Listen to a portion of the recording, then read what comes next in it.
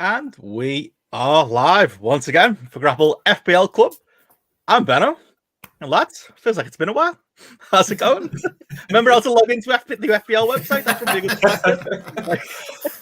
I was logging into everything about half an hour ago, and I literally had to go through the two-step notification on every website I use. I'm just like, I've not been on it for like a week and a bit. I'm just like, oh no, get all that going again. I literally don't know my password to the FPL website, which feels like a disaster in the making. Like I just log in via Google, like which is like in a way safer, but I should probably learn what the actual password is at some point. Because I saw somebody comment, was one of the content creators said on Twitter, he got his phone robbed in Barcelona or something like that. And like one of the problems was he's been locked out of his email account because he's reset everything. I realized he doesn't know his password. So like, yeah, he's screwed unless official FPL come to the rescue. Oh, no, devastating. I mean, it wouldn't be as bad as last year, I suppose, because nobody will have done anything to his thing. So his team could go shit for a little while until you figure it out. But yeah, it's a bit of a nightmare, isn't it? That was Andy's excuse last year, which I still don't believe that he got a hat like me. I think he took all those hits himself. Definitely. Yeah. I mean, going off this year's run, yeah, I can certainly see that happening. Just got in one night from the boozer. It's just like. Yeah, he's done like an extra 20 transfers just to cover his tracks, but really that's what it was. We'll miss Andy tonight. He's not on with us. He's out at, what is it, Tuesday night Graps is apparently happening in Manchester. Chris, you chose the high road to join us for this instead of popping out. That's it. Yeah, dedicated. You're an FPL guy now, Chris. 100%. We're content creators. It's official. But it's funny because, like I was going to say, James, we've been away for like 3 weeks. We haven't missed any game weeks. Like we've reviewed on the podcast feed and on this, we've reviewed every game week. The game week review for this one's going to be a bit rusty because probably none of us remember our game week games. But like game week 7 didn't even happen. So like, yeah, it's kind of like I feel refreshed, but at the same time, like surely we should have missed something by now. It's been a weird month, like a weird month. And like we thought last year's COVID-affected season was going to be the end of all the chaos. We thought, right, let's just have a nice, boring, normal season. One game week every week, no messing about, no cancellations, no need to sell players and get them back in. And then fucking Queen dies. They stupidly cancel a week of games, which in hindsight, they really had no need to cancel that first week, considering the second week only partially got cancelled. That was the week of the funeral. But anyway, look, that's I think they cancelled it more out of fear of Liverpool at home, didn't they? I think at this stage they let the rugby and the cricket go ahead. They were just worried about the backlash that they get at certain grounds. All they have to do is mute it. It's very easy. Yeah. Do a Vince McMahon and pipe some sound in the background, Yeah. It's like, little FPL chat where like Eddie posted it, like the stuff from like the Scottish League and stuff. Exactly. Celtic, for example, are just like, Lizzie's in a box chants like that. Yeah.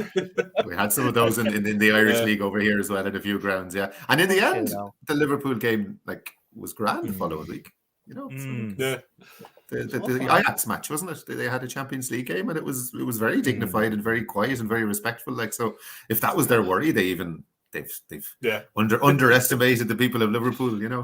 It's just been mad. Like I say, it was like that half a game week that we kind of like, but it did happen. We kind of half previewed on the last show. We're going to review it today, but yeah, it just feels like everything kind of came to an absolute stop over the last few weeks. What have you been doing, lads? In the meantime, I know Chris, you've been happy the NFL started again. You've dragged all us into it now, so that's been our replacement. Exactly.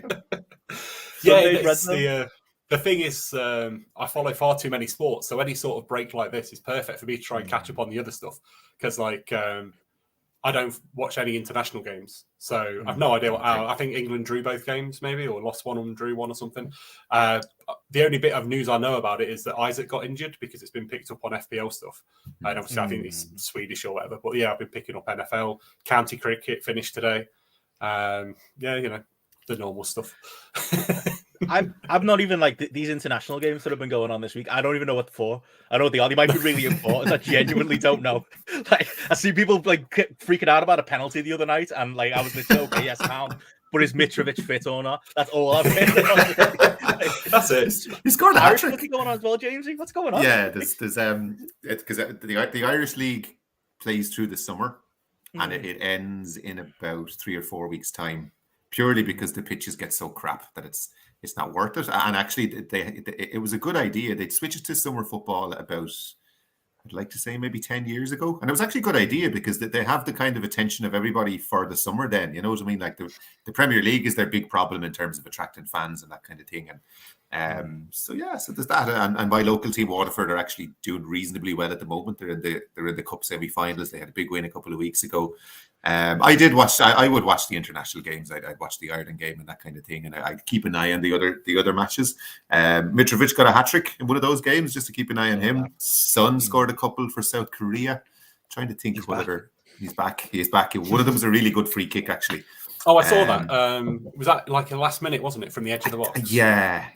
And Salah got a couple in a match, and then he actually got a rest in the second game. They sent him back to Liverpool early, so you have to keep, even if it's just FPL, you still have to keep an eye out for who's in form, who's injured, who's playing 90 minutes, all that stuff. It's all information at the end of the day. Kulowski's picked up his injury as well, didn't he? I suppose so that's hampered a lot of things, and on my side, I've had to do a bit of a rework today on forward thinking. But we're going to be getting into all of that. I mean, I was going to say, Chris, have you launched the GRAPPL NFL yet? You and Gareth, can we start the? How are you doing on that side with the fancy game? Like, I leave that alone now. I just do money. I just bets now. NFL. I won 150 quid on Monday night, so that was all right. You start sharing these tips, Chris. That's it. It's slowly getting to the point where you can read how some of the games are going to go. So it's getting quite nice at the minute. But fantasy NFL was a much harder slog than FPL is. You've got to be a lot more on top of it. You've got to be rotating your players in and out on certain games and that sort of thing. If you've ever played for soccer, fan tracks, in the way that it keeps different points for different things than FPL do. NFL's in that similar sort of vein, where there's 2 or 3 different versions of how the points can be worked out. It depends what sort of league you're playing as to how well a specific play does for you and that sort of thing. Right. And different players become better in certain games than they are in others. And there's a lot of intricate nonsense. That's why I just bet on the winners. It's a lot easier. I feel like maybe I'm gonna use this year as a studying year, James, as me and you watch from the fringes on the outside, and next year get him like Red Zone on a Sunday is that has been a godsend, especially with footy. How we don't have that for footy. It feels like the obvious solution to the 3 p.m. problem. It's like the worry about people not going to the local games because they'd be sat watching the 3 p.m. game on Sky, but I think Red Zone's if we had an equivalent for footy instead of Soccer Saturday, the hardcores aren't going to not go the ground because they might see 3 minutes of the game, bouncing between the different things. I just feel like we need it, don't we? I can't believe we haven't got it. I bet it'd make FPL so much more fun as well. Oh yeah, would. If you did it with an FPL slant, it'd be fantastic. You know what I mean? Get the assists up and because that's my one frustration with, if you're out and about on a day when there's games going on and you have somebody playing and you might be listening on the radio, they'll tell you the goal scorer, but no one ever fucking tells you who got the assist. And you're like, okay, come on, was that a De Bruyne pass or what was it? Or you're like, who got fouled for that penalty? I need to know. That's my 3 points. Mad, the Twitter account FPL Status is a great one to follow for that sort of thing. I have the notifications on for that one, so anytime something happens. If you're just driving the car and you have the radio on, it's so frustrating. You're like, I just want to know who got the assist. That's all I want to know. You're trying to work backwards. You're going, okay, it sounds like De Bruyne had the ball, but did he assist?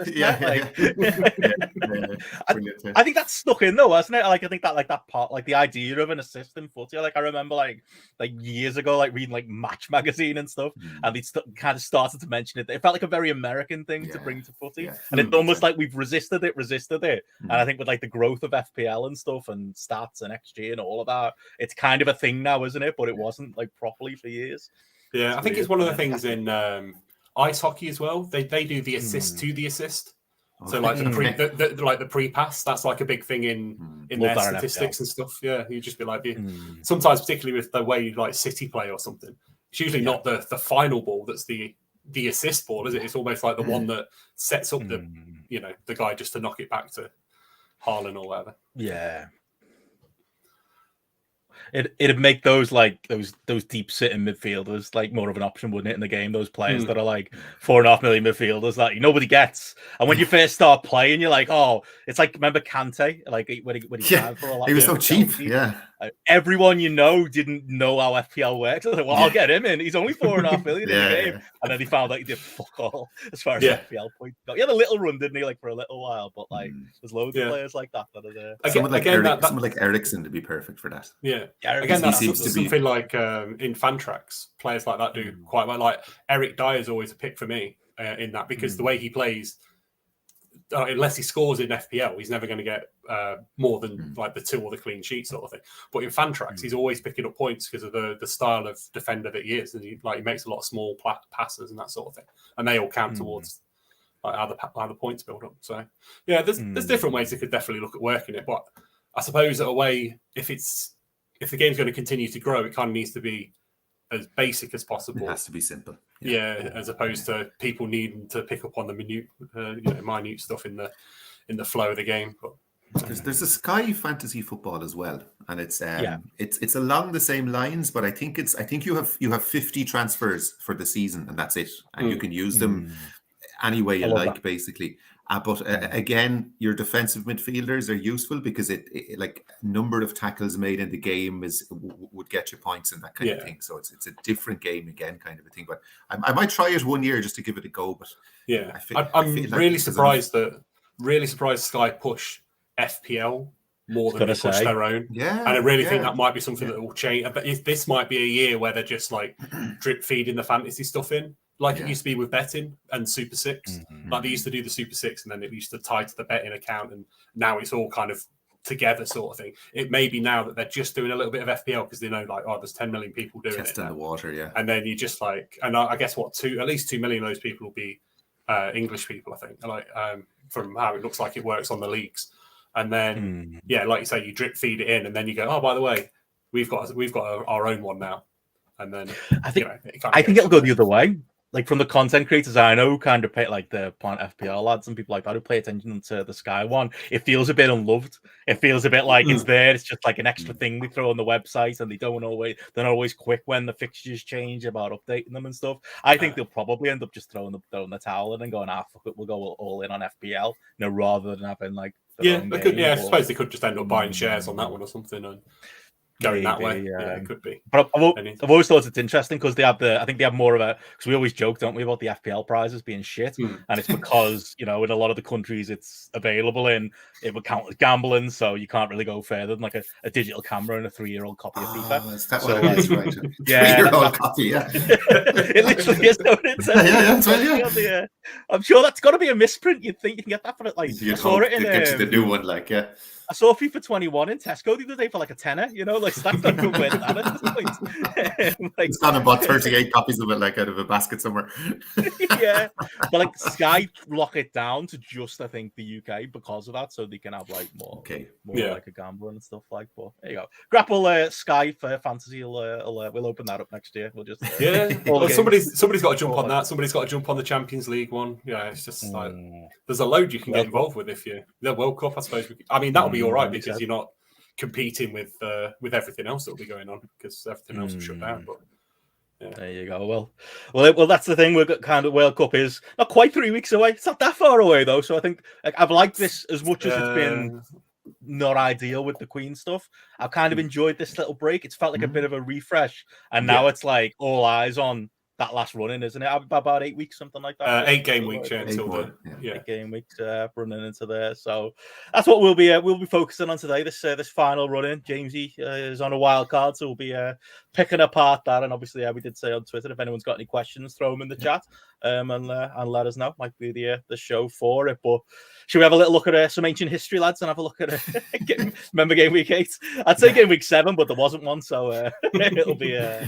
It'll be that for now. It'll be do you know what you got, Jamesy? Any ideas? I think you're only because I had to look. I had to look before we went to air, and I know I got 68, and I was on a -4, so 64. But I had to look, and I had to go back and check.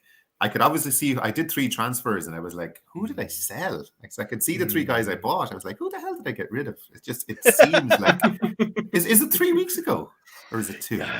It would be 2. Yeah, it'd be 2 weeks ago. Yeah.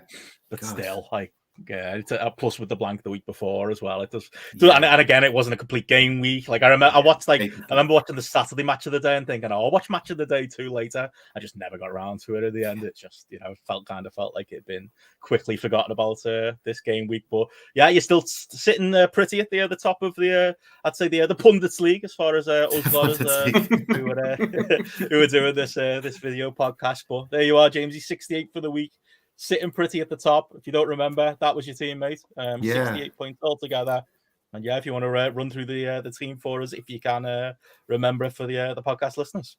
Yeah, so I am. First of all, I had 2 transfers, and then the word came through that was it Liverpool Chelsea was off, and United Leeds.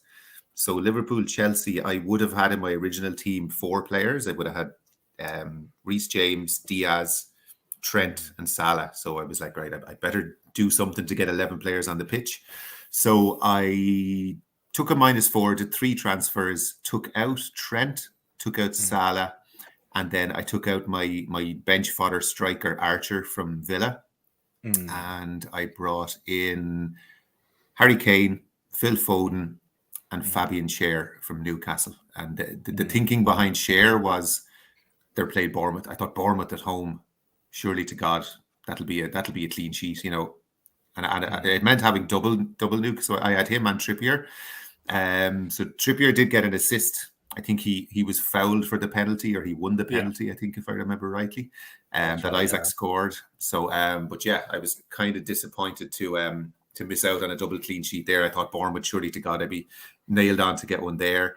Ramsdale had the 6-pointer. They played Brentford away. Looked actually, I watched that match and they looked fantastic away to Brentford. Like, Brentford's not an easy place to go, and Arsenal just went there and just dominated like a proper top team would go to a difficult away game. Just kept the ball, dominated, scored some good goals. I was very impressed with them. Now I have to say that was a really good performance. Perisic troll of the week. Oh my God! He started on the right, actually. It was interesting. They played Sessegnon left wing back and played him right wing back. He got an assist, so it was great. I was like, okay, this is good. Might get a clean sheet and an assist. Didn't get the clean sheet. Was pulled off after 54 minutes, so didn't even get the second point from that. -1 for 2 goals conceded. And then while he was sitting on the bench, got booked and got another. So it was, I can't remember, was it excessive celebration or there was some bust up on the touchline? But next thing it pops up. Oh, for God's sake. So like he got an assist and started a game, and was it 2 points he ended up with in the end. So yeah, that's my patience with Ivan Perisic gone at this stage. He's a stressful guy to own, because every week there's the worry about starting. Every week you're waiting for that Paul O'Keefe guy's predicted lineup to come through. So when you see my wild card later, you'll see Perisic has gone out of that, because I just can't rely on him anymore. He's not getting the big returns I thought he would, and it's just the doubts over him. Still, Sessegnon is playing very well as well at the moment, and they've got lots of other wing backs. They've got European games. There's just too much to worry about with him at the moment, I think. And then Cancelo 9-pointer. That was the Wolves game. That was the early kickoff on the Saturday. What was that, Benno? He has the clean sheet. Was it just a clean sheet and 3 bonus and did nothing in the game? Yeah, clean sheet and the bonus. Still a bonus magnet. Yeah, what an asset! Like, I think it must be the high volume of passes he makes. Like, he just seems to get the ball, and is like he's sitting there in kind of more of a midfield role than fullback, just constantly recycling the ball, moving it on. Like in a game they won 3-0, in a game that Haaland scored, Foden scored. I can't remember who the other goal was, but like, for him to get the 3 points is just brilliant. So like he's one of those people I have no interest in selling. He'll be staying in my team for a long time. Foden, I was delighted with him. My dilemma on transfers was I was either going to do Foden and Kane or De Bruyne and Mitrovic, and it worked out very well in the end. Foden got his goal. So yeah, I was pleased. Even though De Bruyne did outscore him, Kane then outscored Mitrovic. Yeah, that was. Andreas was just off my bench because of the Liverpool cancellations. I didn't want to take a -8 just to get him out, so just played him. He got 1 point. That was the weird. Had to be a double Friday night game. A weird thing where there was. I don't know why they had 2 games on a Friday night. Again, they played Forest and they got 3 goals.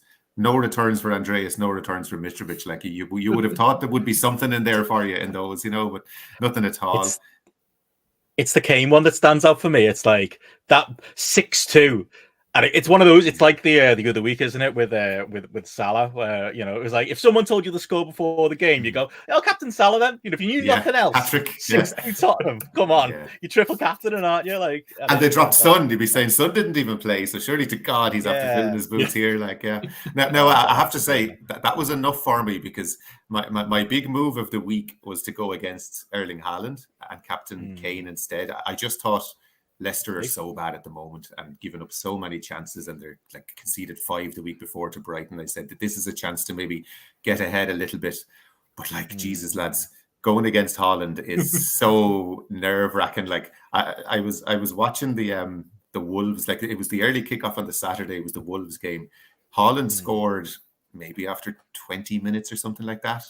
And I was sitting there with my head in my hands going, oh, Jesus Christ. And I went on to the live FPL. Well, and I had Haaland, so at least I got his points for the goal. I went onto the live FPL live website, and my rank immediately dropped just from not captaining him. And 1 goal dropped 300,000 places, and I was like, "Fucking hell! If he gets a hat trick here, I'm finished. There's no way Kane's going to get that tomorrow." Now it worked out well because in the end, Kane outscored him. But I spent 70 minutes of that game just terrified. It is. I would not recommend to people going against Haaland. Number one, it's foolish, but the stress of it. Or if you do, don't watch the match. Go for a long walk and check the score at the end because it's just not worth it. Like, and he doesn't even seem to sub off Haaland in these matches at all. Like, so it's like, oh my God, 70 minutes of agony. So when he got only 6 points and no bonus, I was thinking, you know what? I'll take that. Surely Harry Kane has a chance of outdoing him. And then Kane got the goal and the assist. And it's really interesting. Like, when you you think of Harry Kane as been such a well-known player, he actually had only, I think it was 16% ownership that week, and I had him as captain. And like, you want to see my rank after that game. I was down on 400,000 after not captaining Haaland. At one point, after Kane was on more. At one point, Kane had 3 bonus points, which he ended up. I think he only got 1. And my rank, I was on 33,000 in the world at one point. I was like, fuck it. Like, it just goes to show the power of going against the pack every now. If you can pick your moment and get it, really just skyrockets your ranking. Like, I've really been taking a big interest in this EO, expected ownership thing this year, because it does make a difference. It really you'll does. have to now that you're up there. And like, that's it. When you're doing okay and you're doing well, you start thinking defensively. You start thinking, God, that was me. That was me last year. Yeah, like getting to the tail end of it. That's why, because I'd originally planned to play my wild card in week 36, like everybody else was. Yeah. And I was like, if I play it week 34 and it hits, then that'll bump me up even further. It didn't hit, and that's what took me from like 30,000 to 90,000 or something. But at one point, you have to make a big gamble to. Yep. And like, I'm thinking it's game week 8. I can't play defensively for the next 30 weeks either. Like, you know what I mean? So I had to give myself a slap, and that's why I said, no, I'm going to go for the Kane one and see how it goes. And it did pay off in the end. And then the last one there, Jesus. And that's the other interesting one. Like, so Jesus got his goal, 6 points. Nice return from him. But I know our friend Jordan sold him on his wild card this week. And he was saying in his chat, like, I think he was top of the GRAPPL League before the Arsenal match, and he didn't have anybody playing in that match.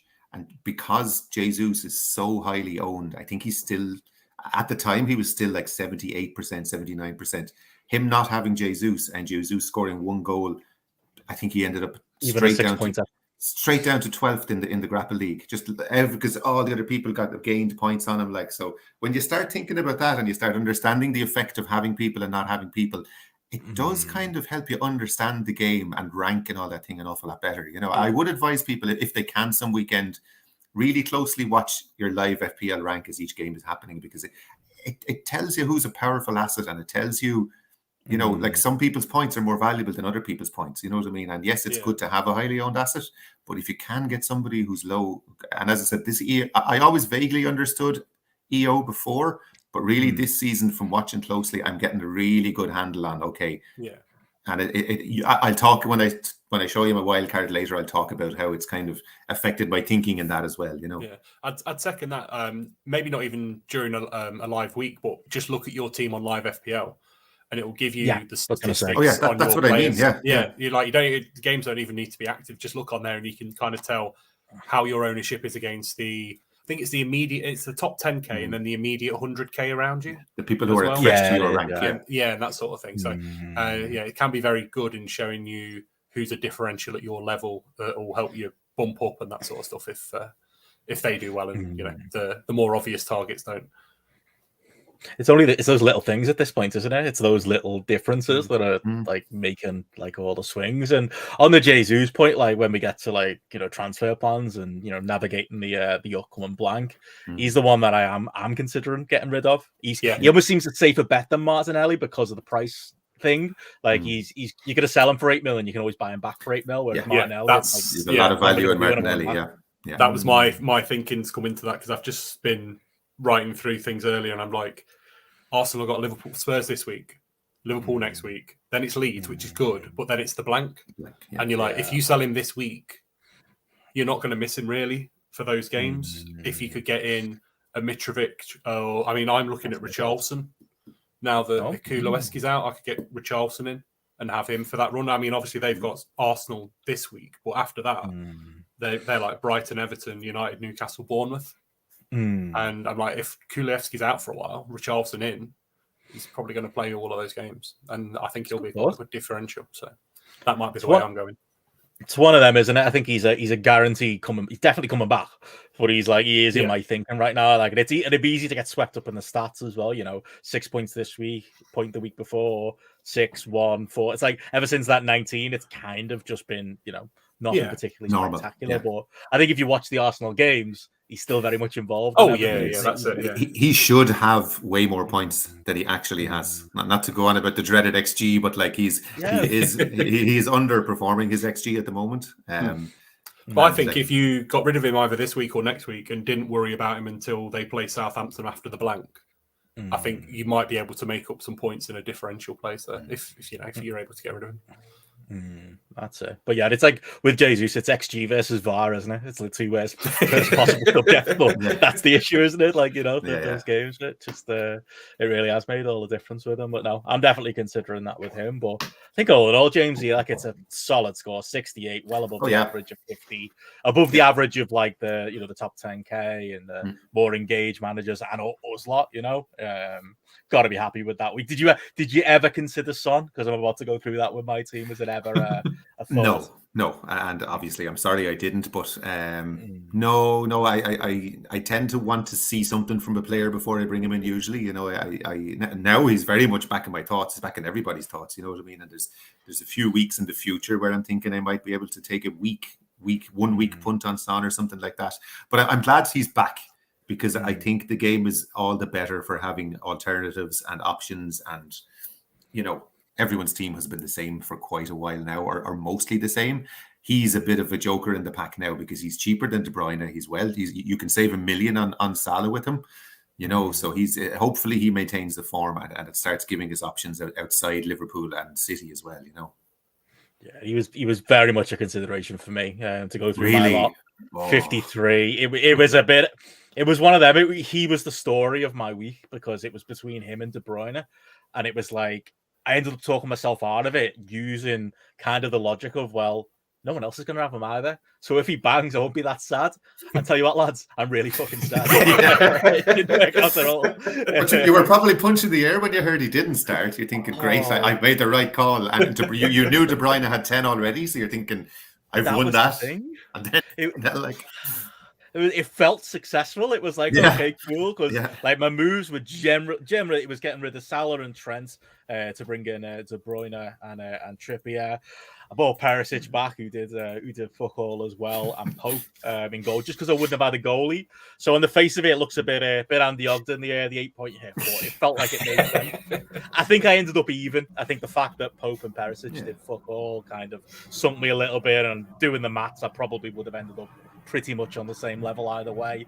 But it felt worth the risk. It felt worth having, taking those 8 points and just, for me, I think, especially on like these blank weeks or where there are a couple of blanks, it's not even an 8-point hit at that point, is it? It's a 2-point hit per player, because as long as they get the two appearance points, and I always think you've got to be in it to win it. I could go out there with 8 players, but it's well more fun to go out with 10 or 11. So yeah, I ended up doing it just to make sure I could get a team out, and yeah, that was the biggest, I think, regret of our game week is going De Bruyne. And you're totally right, Jamesy. When those points came in, I was like, yeah, good call. Glad I got rid of Salah. Probably not going to want Salah for a few weeks. That worked out. And then it was like, even like the first part of that Spurs game, I was just like, yeah, this is great. No Son, not happening. And then, yeah, our chat started lighting up, and I started to realize what Son had done against those tired legs. And oh, it's one of them. I don't know if either you watch Burning Questions, but Sonaldo on there, who's like the biggest Son fan in the world. It was worth it just to watch his reaction to it. And he was just so made up, just as a big Son fan in general, to see him come back. So, like you say, James, overall it's a positive because it makes the game more interesting. I would have liked to have made that 50-50 call and had those points, but I don't think I've lost too much by not going with it either. Definitely a consideration going forward. But yeah, other than that, like I say, brought in Pope just to have a keeper. Only got me the 2 points. Nico Williams got a rare start. Perisic did not much of anything. Cancelo, same story as you, James. He Trippier. Andreas Pereira, I think everybody ended up having to play him this week, and he rewarded us all with 1 point. What are you going to do? Martinelli with the 3, De Bruyne, like I mentioned, with the 10, Jesus with the 6, Tony with 2, which was definitely disappointing. But obviously, I think he's still going to be a factor going forward. A lot of people getting him in, so I'm happy to have been on the train a little bit early with him.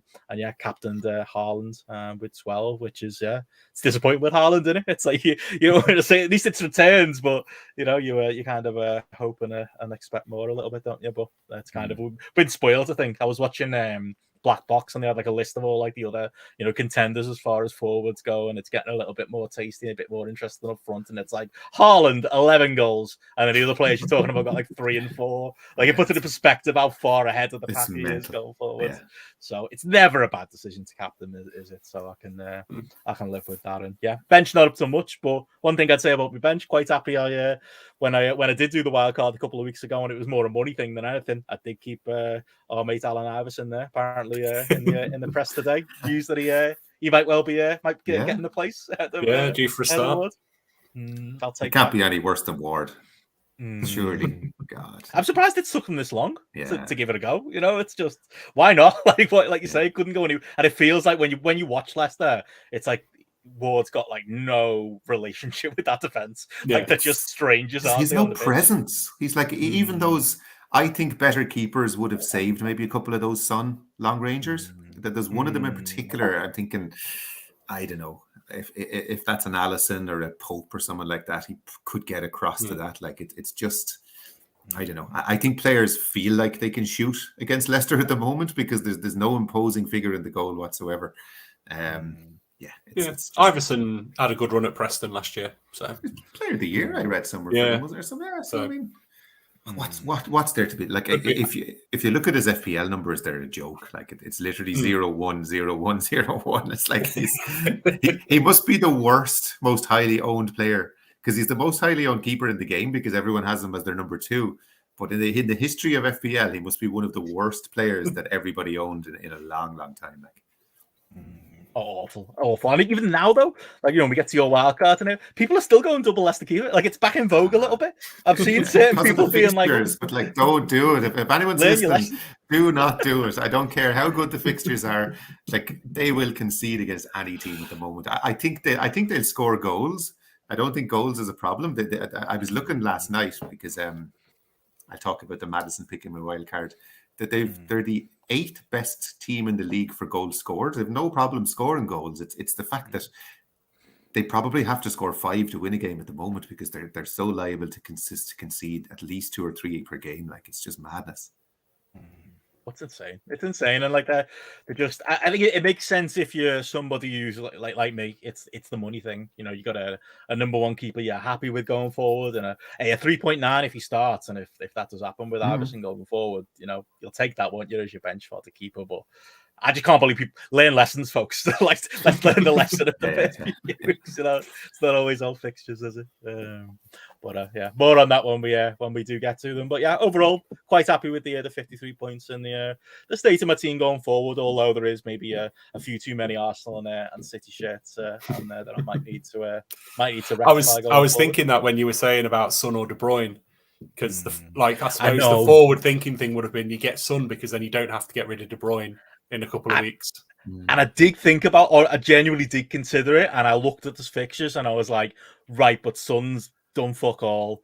I'll take it. I was thinking, if I look up, my argument was, and obviously it's retrospectively makes no sense now, was like, well, over those weeks, even if you take that one fixture out, do I think De Bruyne is going to get more points? And I was like, well, yeah, you know, he's probably worth taking that extra transfer later on. I was wrong, but there was logic there. I promise. I tried, but yeah, you can't always logic your way out of FPL. Oh, I thought it was bottom then. I was Barton Bushby still propping us up at the bottom, and there's Will Cooling as well there in our contributors league. But yeah, Chris, story of your game week, mate, 44.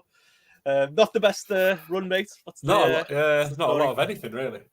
I mean, it started with 3 transfers, which I didn't really have much of a memory of when I was looking at the team earlier, but it's kind of come to mind now. That's took Salah, Estupinan, and Stansfield out and brought in Haaland, Neco Williams, and Alan St. Maximin. ASM met pretty much because he was the most kind of the only one left at that price point that I thought was an option, and then it turned out he was injured, so that wasn't too great.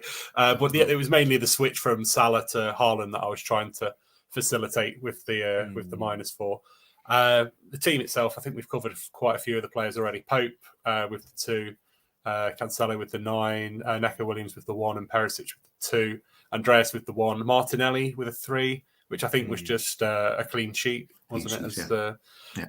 Kulievski got an assist. That was about it, really. We spoke about it a couple of weeks ago when we were discussing the difference between Kulievski and Diaz, and it was that Diaz will get you goals, but Kulievski will probably get you more assists over the course of the.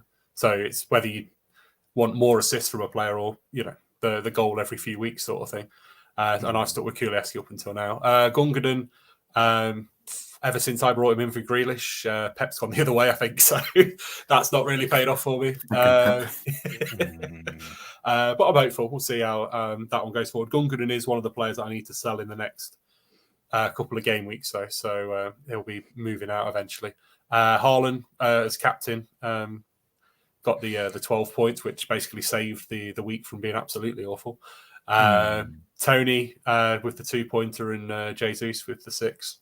That was it. Rounded it out at 44 with the -4 for 40. Nothing much else. Had to bench Reece James and Alexander Arnold because of the postponements.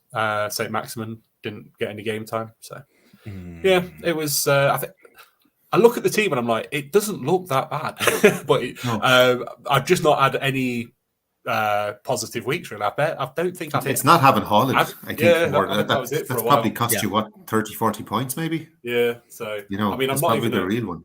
I'm not even on over 400 points at this stage of the season, which is a bit of a bad thing. But anyway, I think where you are well set, Chris, is your bench is quite strong, and like none of us. I was looking at all our teams. We all have 5 assets from City and Arsenal at the moment.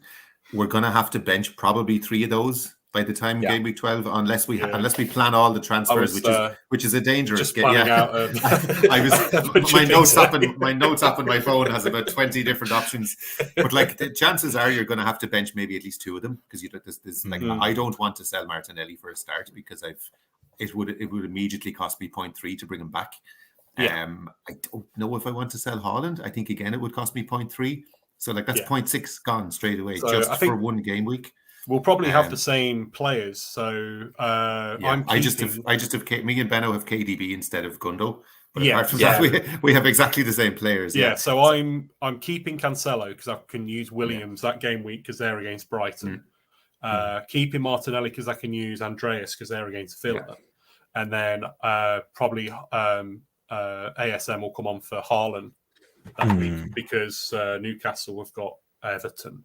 So from where I am at the minute, I only need to get rid of Gundogan and Jesus, which is why I'm thinking Richarlison in for Jesus, and then the Gundogan one can be Madison or Zaha or somebody, and then I've got an extra transfer saved for if something else messes up in the, which is there's no point in planning all your transfers 4 weeks ahead because 2 or 3 different things will crop. Like at one point, I had this precarious house of cards for the next 6 weeks where I had all my transfers planned, targeted specific transfers, and I had to look at myself and go, "Come on, 2 of your players will get injured this week, and that'll completely go out the window." So I'm waiting as late as I can for news on Kulievski because the initial news sounded very bad, but then Conte just said, today.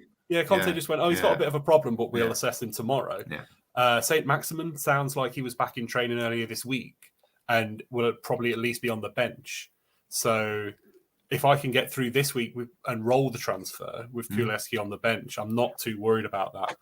And then I can use the 2 transfers to, try and get ahead of things again. But knowing that I only have to make 2 transfers over the next 4 game weeks, because you can make one in that game week where there's the blanks, kind of puts me in a bit more of a positive position. So we'll see. I think I definitely advise at this stage, though, that everybody looks at what they're going to do with the Man City and Arsenal players and decide who you want to keep. Martinelli and Haaland, for me, I wouldn't sell just because of how much money you'll lose on trying to get them back in. And you'll want them back straight away. Like the thing about Martinelli is there's no one as good as him in midfield at 6.5 or below. There's not. There's a few okay assets. You will get to game week 13 and you'll immediately want to bring him back in anyway. And you'll have cost yourself 0.3. So straight after that blank, straight after that blank, they've got Southampton, then Forest. So you don't want to brilliant fixtures. They're great fixtures. I'm the same. I'm the same as you. I'm going to bench Martinelli and Haaland, but I'm actually going to hang on to Jesus. I'm a bit scared of what he would do to me if he went off. I think because his ownership is slipping a little bit, but he's still like at an like I've never seen a player above 70% in this game. If he gets wait all the way up to that game week before you sell him. I'm going to keep him. I'm going to keep him through the difficult fixtures because I do think he's capable of scoring against Liverpool. I think he's well capable of scoring against Spurs. I do believe in him as a player that he can score against any opposition. And what I'll do is I will try and roll transfers in such a way that in game week 12, I'll flip him, and I think I'm going to flip out De Bruyne. And the vague plan would be to have Salah for that game week because they play West Ham, and then a cheaper striker, whoever's fit at under 8 million. That's maybe Isaac, maybe Wilson, whoever's fit. Dominic Solanke, maybe. He's the IWC pick at the moment. Who's he got that week? He has Southampton at home that week. They've got a hell of a run. As a 1 week punt, I'm not ruling out having Solanke just for that game week and then literally flipping him back to Jesus then in 13. Bournemouth haven't had an XG of over 1. I know. There is that. I know. Just like there's so many amazing stats. 36 goals plus assists last season. Well, I was gonna say I've got up for the video viewers. I've got up on the screen our friends in it. They're our friends again now. I'll forgive them for the whole fancy football hubs. I'm a member again. I've got a very unique password though. That's my left. Great website. Aside from that, wasn't their fault. Blame the Russians. But yeah, their fixture ticker running up to game week 16, which is basically all we need to think about until then. Bournemouth right at the top, as far as quality of fixtures. It's just, like you say, look at the rate they've got for their attack and defence, 1 star. It's still Bournemouth is the problem. Yeah. Look at that run. Brentford, Leicester, Fulham, Southampton at home, West Ham away, Tottenham at home, not so great. Leeds away, Everton at home. That is, you'd think something would happen there. You get your money's worth out of Solanke. The thing about them is they've been okay against top 6 teams. Obviously, that they got absolutely destroyed by Liverpool and City. But if you take those 2 results out, like that they went to Newcastle the last day, drew 1-1, and like Newcastle did not deserve to win that game. Newcastle, they stifled Newcastle very well. I don't think they're as bad as that 9-0 and whatever it was, the 6-0 against City would suggest. And I think against teams at their own level, they'll hold their own. But I think the problem for them is, I think they're actually okay and they will defend okay against those teams, but it's getting goals. And like if I think it was you're quoting the stats there, Chris, like about XG and that kind of thing. Their XG per game is something like 0.4 or something like that as a team, which is really, really poor. You know, they're going to be relying on stuff like penalties and set pieces and that kind of thing. I can, like, you know, and I was looking through their squad to see, is there someone else that I could, you know, maybe a 4.5 defender or something like that. But I don't trust them to get clean sheets. That guy Billing in midfield has scored a couple of goals, but he's still 5.5. You know what I mean? And if you're going to spend, you know, if you are going to get a Bournemouth player, you'd spend the 5.7 on Solanke instead. You know. Yeah, it's one of them. It does feel like, you know, early in the season with some of those names who will not be named at this point, IWC picks as far as I think the argument though as well, isn't it? Like you look at like a Solanke, it's the money you save, isn't it? Like yes, yeah, it's not just exactly, yeah. What else can you do with that money? Maybe you only plug him in for those home games, you know, those solid looking home games, Brentford, Leicester, you know, Southampton and Everton. You could probably plug him in there. Like you know, I was going to ask you guys kind of what your plan is going forward to navigate that blank. I'm exactly the same as what you guys were just saying. Then I think Jesus will go for me, but I think, you know, as an overall, it's like, well, I'm going to keep Cancelo because I'm not going to want to get him back. I'm 100% going to be keeping Haaland. No way is he leaving my squad, even without a game.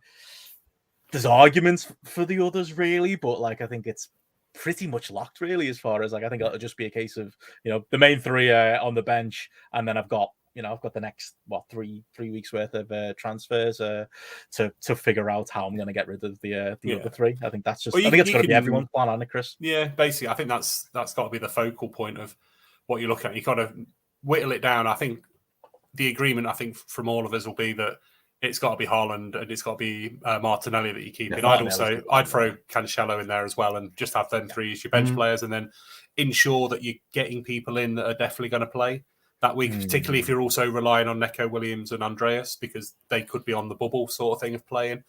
Well, not Andreas, but Neco Williams anyway. So yeah, you're the ones that are going to have to be guaranteed. That's where I'm a little worried about, say, Maxim and Kulievski's injuries, just to see if they run on. But yeah, I think that's definitely got to be the focal point of what you're looking at, unless you're obviously in a position where you've already got, you know, only a couple of players from those teams. But I imagine most people will have 3 or whatever. You can easily go KDB to Son, that sort of thing. If you look at game week 11, my plan is keep KDB for this week. The following week he has Southampton at home, so he's going nowhere that week.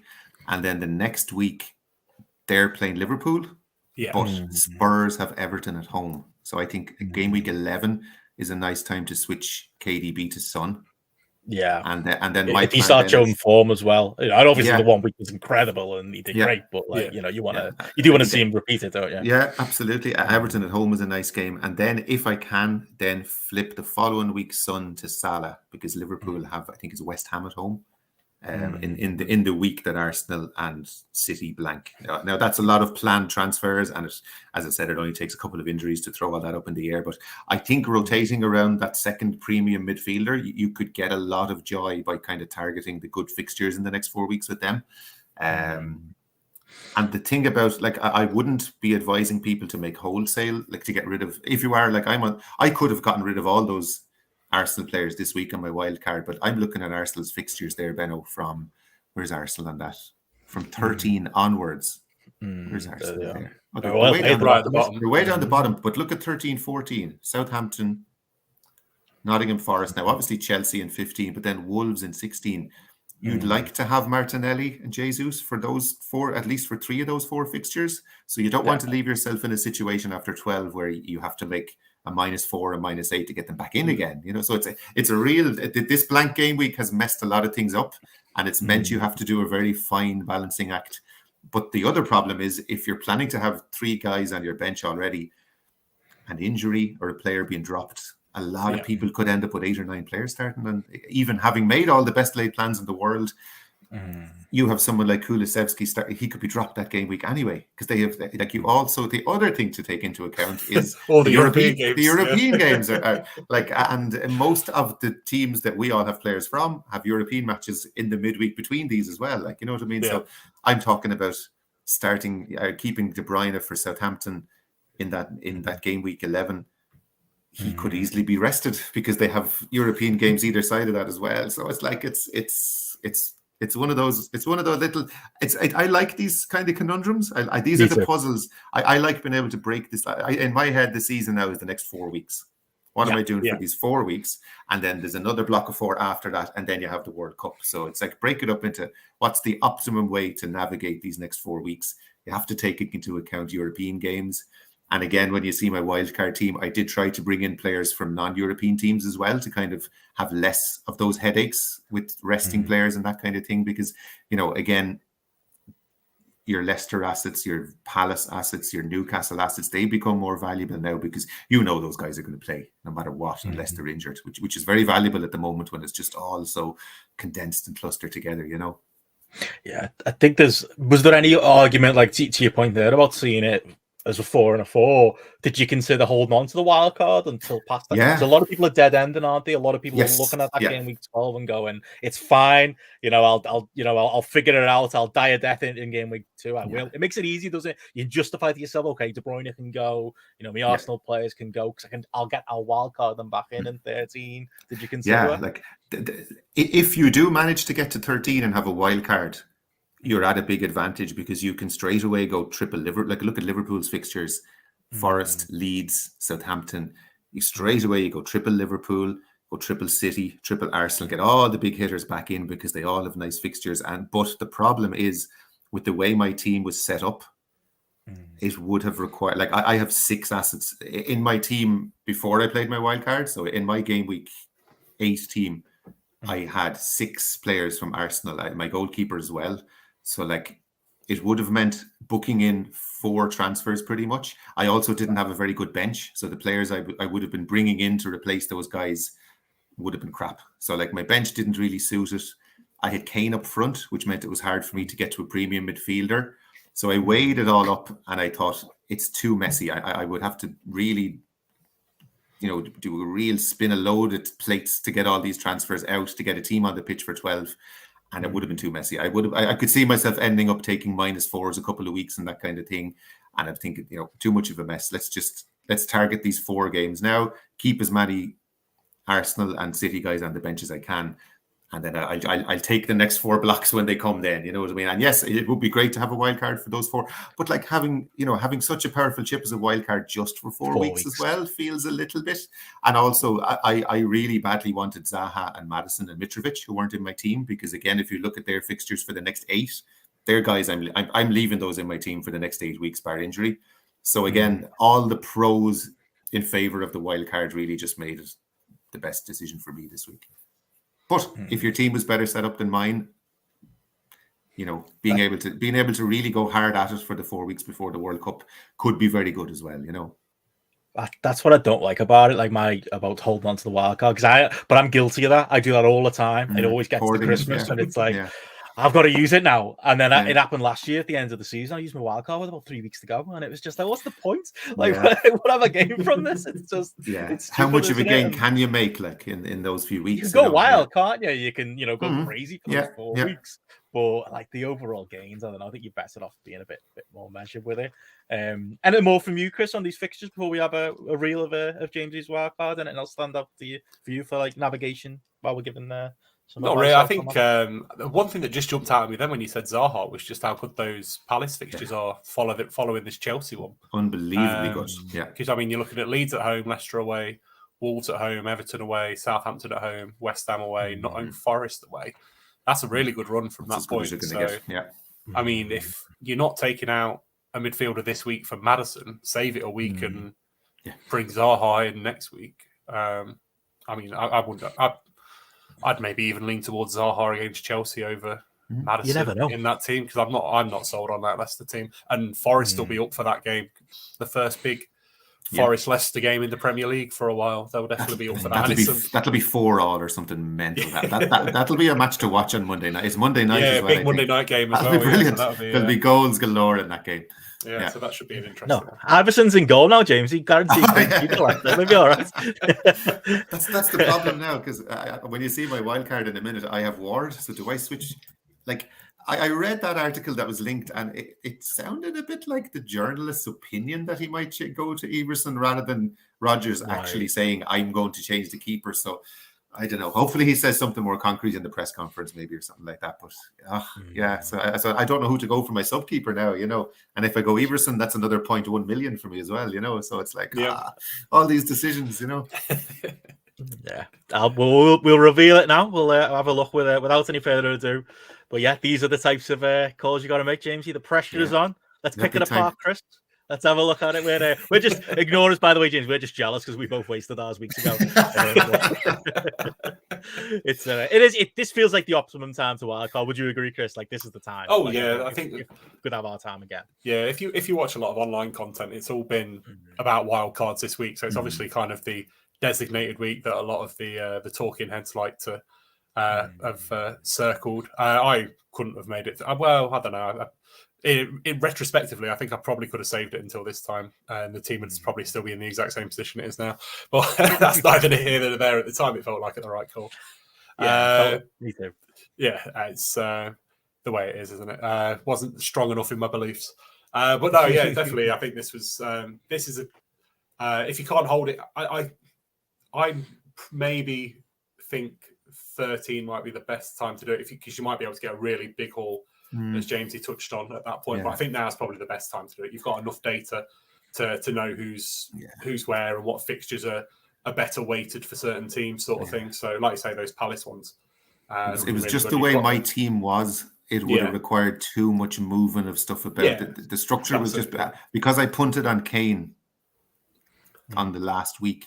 It meant I didn't have and I wanted a premium midfielder for this run, and it would have been -4s all over the place. Yeah, it would have been planning specific transfers every week, and it looked too messy to me, and it looked too kind of, can I keep all these plates spinning every week? You know what I mean? Yeah. So I just said, you have to be you have to be very fortuitous to get through to game week 12 or 13 without having to use the wild card. I think you'd have had to have made almost every decision correctly from the start.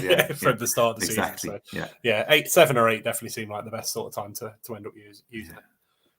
So, do you want to throw us through it then, Jamesy? Who have you got? And most importantly, Jamesy, because you're an FPL manager, the nearly men, so that next week when it turns out that the guys I've been kicking myself over. Yeah, I had him because you had everyone. And believe me, Benno, because it's been an international week as well, there's been extra time for fiddling about with it and putting guys in and can I get 3 premiums in, all this kind of stuff, you know what I mean? And how much can I skimp on my bench? And the things I had to take into account was game week 12 being a blank. Obviously, I had to find a way to make sure I could get a good team on the pitch for 12, and that meant I needed a stronger bench than I had, and I needed to cut down on the number. Like, I had 6 Arsenal and City players. Now I still have 5, but it's because I'm being stubborn about Jesus, and I think like my next few game weeks are going to kind of live and die on Jesus. I think because if I didn't have him, I would have more money to spend elsewhere as well. Like, because the alternatives to him are kind of 0.8, 1 million, even lesser, which is money I could spread around the team. So the guys that have me worried that I don't have, I suppose, are I don't have Trent, I don't have Salah, and I don't have Perisic, and then no Kane or Son, and like looking at some of the content creators, the big debate is, should we have Trent or Salah in or not? My feeling is that even though City do blank in 12, I think there's more points to be got from City in the next 3 games than Liverpool. I'm looking in particular at the game they play each other, and that Liverpool high line, I'm just thinking about how high they defend, how high they push their back 4 up. And I'm thinking about De Bruyne slotting passes through to Erling Haaland behind that defence. And like, if I was a Liverpool fan, I'd be worried about that. I'm just thinking that game in particular, I really think those two could really score highly in that week. You know what I mean? So, for the benefit of people listening, anyway, my team is, first of all, I'm still going to be messing around with this tomorrow. At the moment, and the biggest actual debate is goalkeeper. I really don't know what to do with goalkeeper, because if you look at this, there's no obvious. The week if I had gone the week before, I would have gone Pope. But then they spooked me a little bit last week because of that Bournemouth game. They conceded to Bournemouth, and I have Trippier as well. Do I want double Newcastle defence? You know, I don't like double defence at the best of times. And if I do want double defence, it's probably City or Liverpool I'd want. I don't really want a mid-table team to be double defence for me. So at the moment, it's on the Palace keeper, because we saw those fixtures. They've got the second best run of fixtures coming up. He's only 4.5. There's a little bit of talk that he could get dropped, and that because they bought Johnston in the summer, and Vieira has a habit of dropping Guaita every now and again. Like he dropped him for what's the sub-keeper they had last year? English guy. Oh yeah. Butland, wasn't it? Butland, randomly he'd put Butland in for a game and take Guaita out. But so at the moment he's in, and I really don't know what the best alternative is. I'm not going to do the double Leicester thing. I'm not going to spend the 5.2 on Pope when I have Trippier already. I'm not going to go with Ederson because he's got a blank. I don't like Liverpool defence. I don't really want to have Alisson because he costs so much. So maybe I'll switch him to someone like Sanchez, but I don't know what to expect from Brighton anymore. They've got a new manager. You know, apparently their new manager plays a really kamikaze style of football where there's really, really playing it out of the back a lot, which when that's new to them could lead to them conceding a few. So I don't trust Brighton's defence at the moment. Maybe. How about Martinelli? Not Martinelli, Martinez at Villa. Yeah, it's just the Villa keeper, is it? Because I've just looked at their fixtures. Yeah, he's 5 Leeds though, away, isn't he? Forest away. Is he 4.9 at the moment? Yeah, you see, it kind of has to be a 4.5. If I want all these other guys, it has to be 4.5, really, unfortunately. Because I've left a little bit of money in the bank to allow me to move from De Bruyne to Salah if I want to. So there's not a lot of wriggle, and I've gone as thin as I can on the bench as well, while still having a strong enough bench. Then my back three are Cancelo, Trippier, and James. If I'm not going to have Trent, I think they're the best three to have, really. I think Trippier just has... I've had Trippier since week one. He's been very good to me. He's great on bonuses. He'll get it. Like even last week, again, didn't keep a clean sheet, but got the assist. He's one of their main attacking outlets, really, even though he's a defender. Reece James, Chelsea, if you look at their fixtures for the next 8, are very, very nice. Potter, I think, made Brighton a very solid team. And if he can get Chelsea to be a little bit more solid, and if he encourages James to be an attacker, I think he could be really, really good for the next kind of 8 weeks.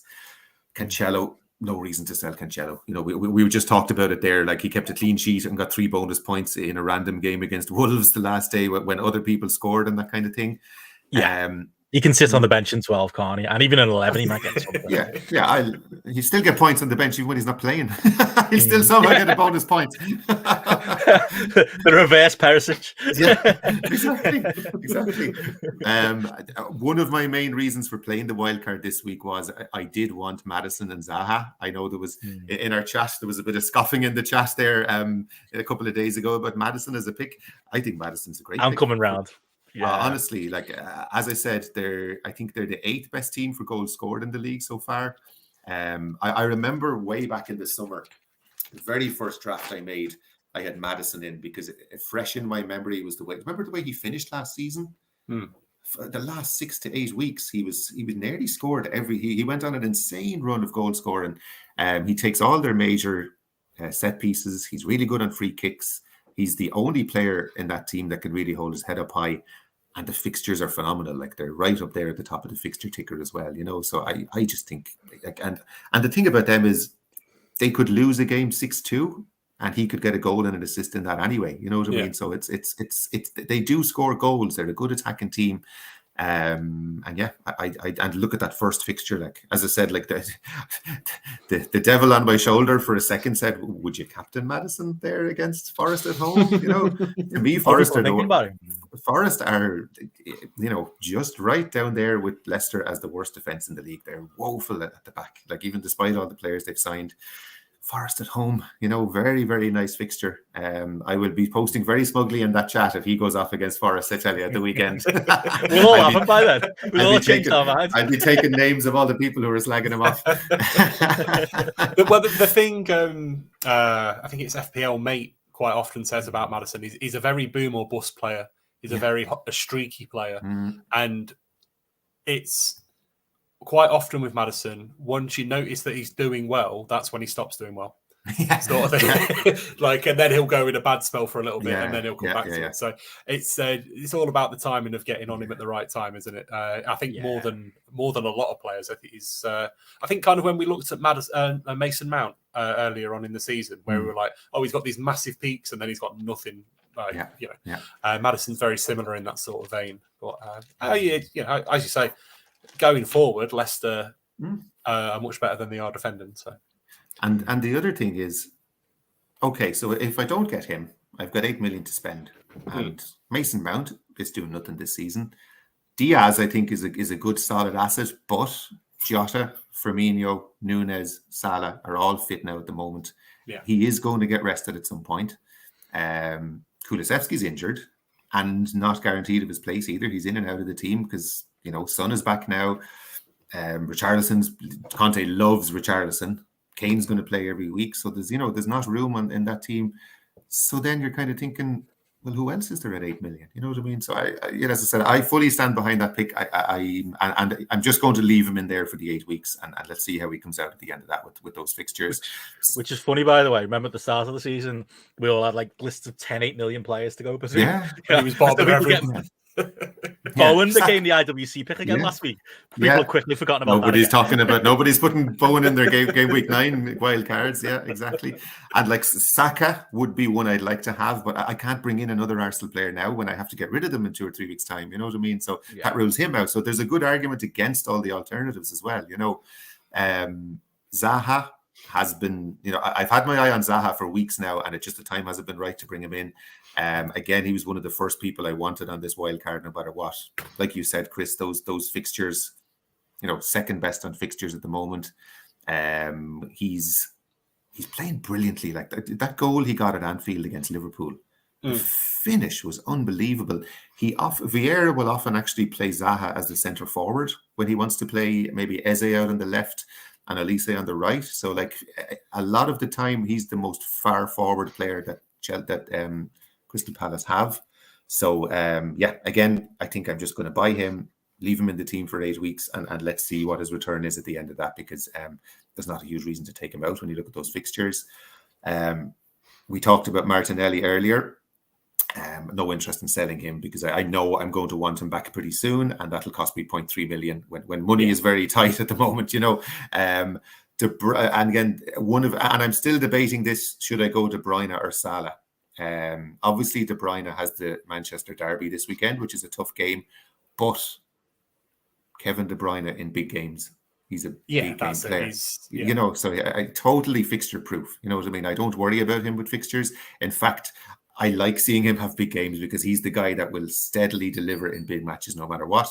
And he's supplying the big guy up front. You know what I mean? So he's whipping in crosses to him. He's playing through balls. He's probably going to get a phenomenal amount of assists this season, never mind goals, you know.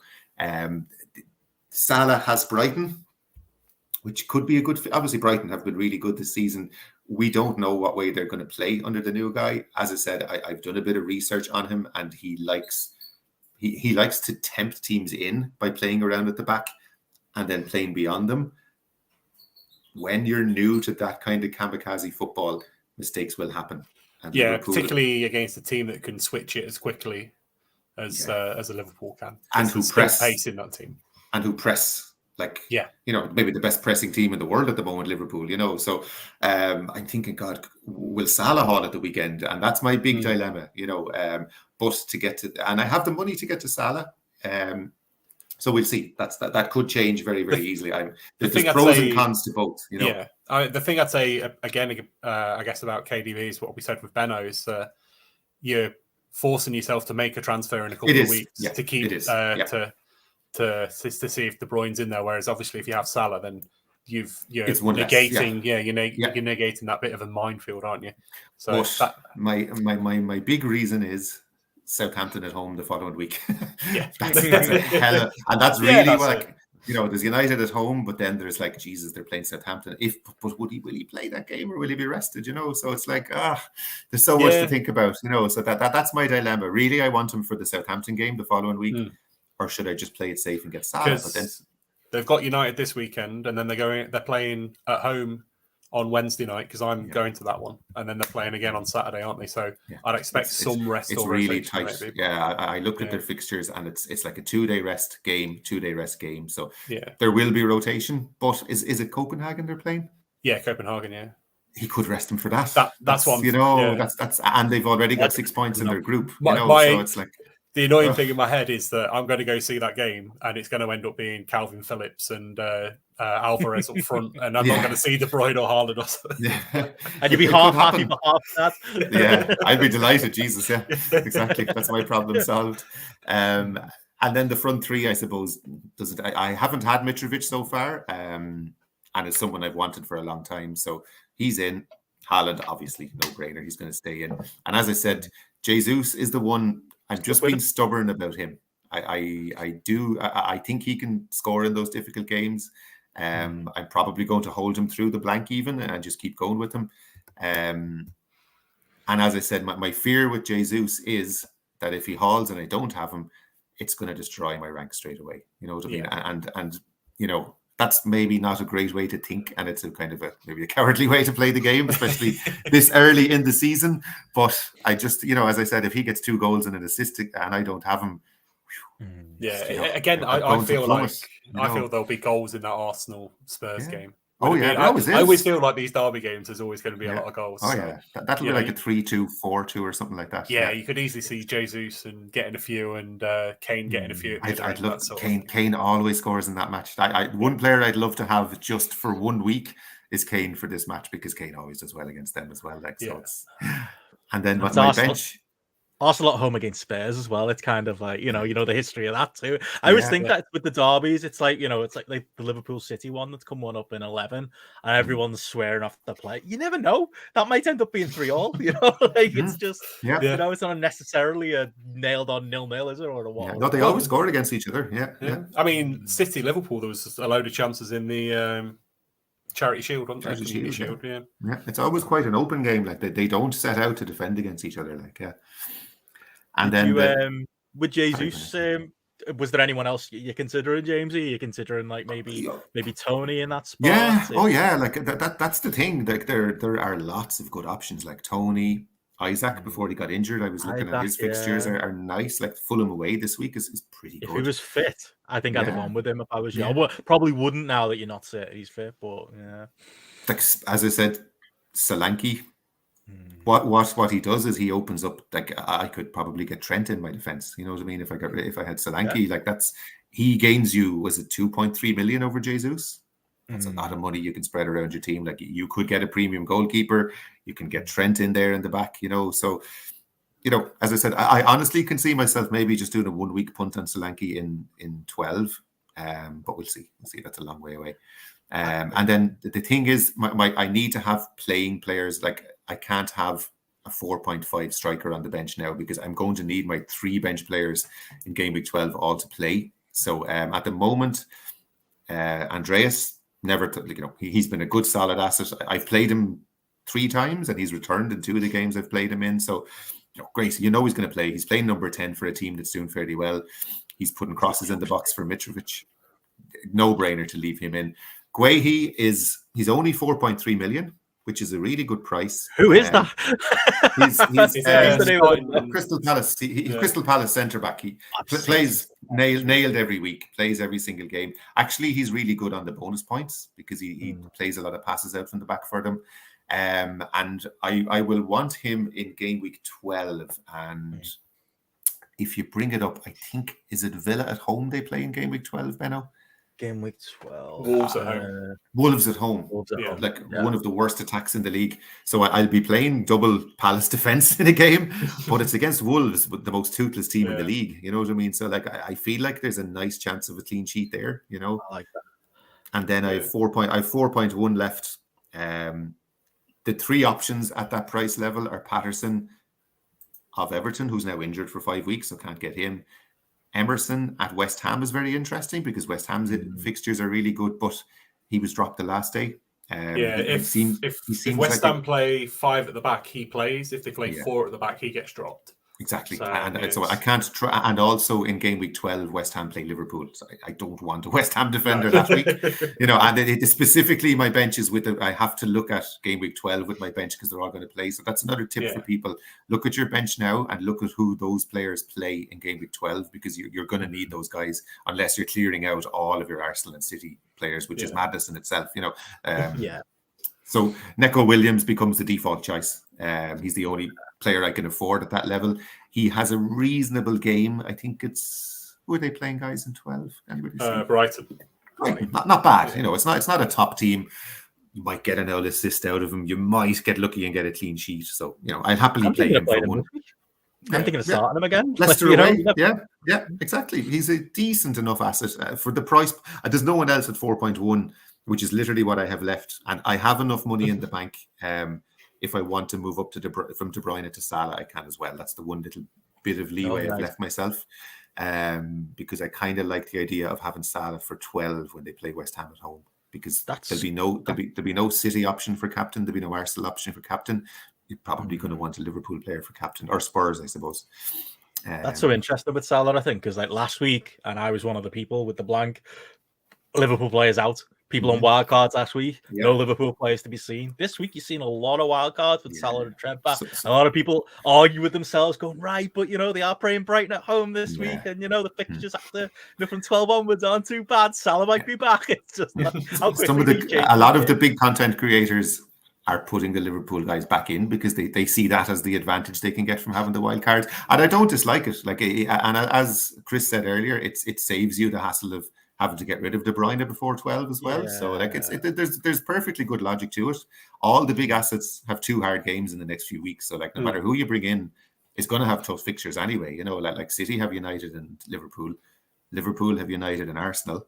Arsenal have Spurs and Liverpool. So you're not getting a nice run out of any of the big assets at the moment. You know what I mean? So it's just a matter of making the right pick, really. You know.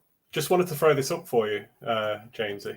Yes. So I was going to say I'd prefer Joachim Anderson. So would I, but he's 4.5. Is he just that little bit too expensive? It's literally the 0.2 of a difference, you know. Right. And I think Anderson's.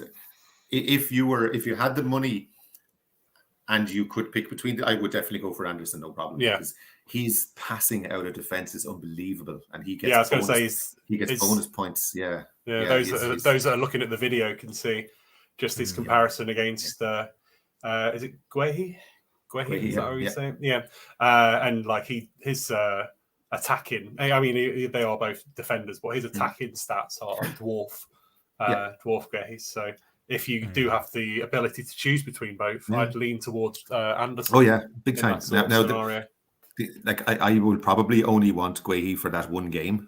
And as I said, all I want is the clean sheet against Wolves. If I get that, I'd be delighted. I'm not too pushed about. I don't see Guehi being in my if I did get an injury, I'd probably put Pereira in first before him anyway, unless Palace had a lovely fixture. So he's just there for that one specific game. So I thought, look, I can't really afford the 0.2. Let's just get the cheaper guy and leave it at that.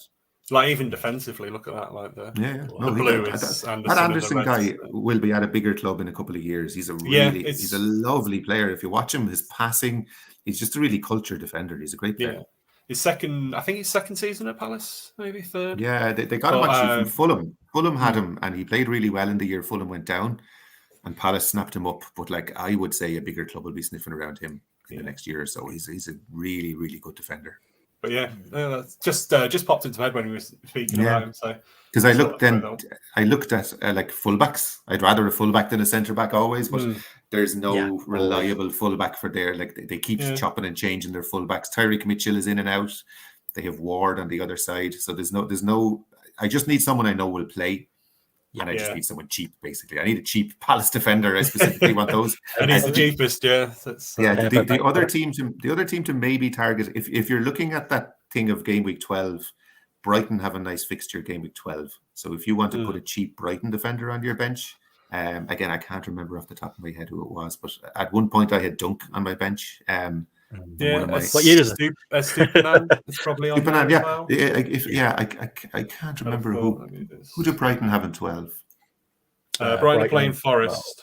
Forest, that's what it is, which is a lovely fixture again. So if you could put a cheap Brighton defender on your bench with a view to 12, that wouldn't be a bad idea. Lamptey would be great, but there's no guarantee whatsoever he's going to play. I think he's lost his position now. Yeah, exactly. And then the rest, like Colwill hasn't really had any game time, and now obviously he was brought in from Chelsea to join the Potter revolution, and now he's on the wrong way. Exactly. So that's not worked out. And we don't know like what the new guy is. He going to play? Like apparently De Zerbi's back defensive choice is a back four, which means them totally, and they're a back three team. They've been a back three team for the last good few years, like, so that will mean a massive change to their defensive structure, so I can't rely on them. As I said, I keep saying about Brighton, if I had Brighton attacking assets, I would keep them, by the way, for people, because apparently De Zerbi's temes are all out attack. I feel like I've got to, because I brought Gross in, and then like they didn't play in 8, and then they didn't play in 9. It was just like, I'm going to justify my expenditure now. Just keep him. Keep him. Better. I was listening to a podcast earlier, and they were talking about his Sassuolo team in Italy, which is the team where he made his name. They would be very much the Brighton equivalent in Italy. And he came 8th in the league twice with them, and he scored over 65 goals in both seasons. So like they like to get forward. He likes to get men in the box. So if you do have, I don't know about keeping Brighton defenders, but if you have Brighton forwards or attackers, keep them for now, because there will be goals in your future, I think. I hope so. Yeah, I guess 7 and 8 it was, but that was a question I have for later. So maybe I'll keep Gross. Go back to changes. I think overall, I really like that wildcard team. Like you say, the obvious thing is Liverpool, but other than that, it's like I can't see anything that become hard. Perisic as well.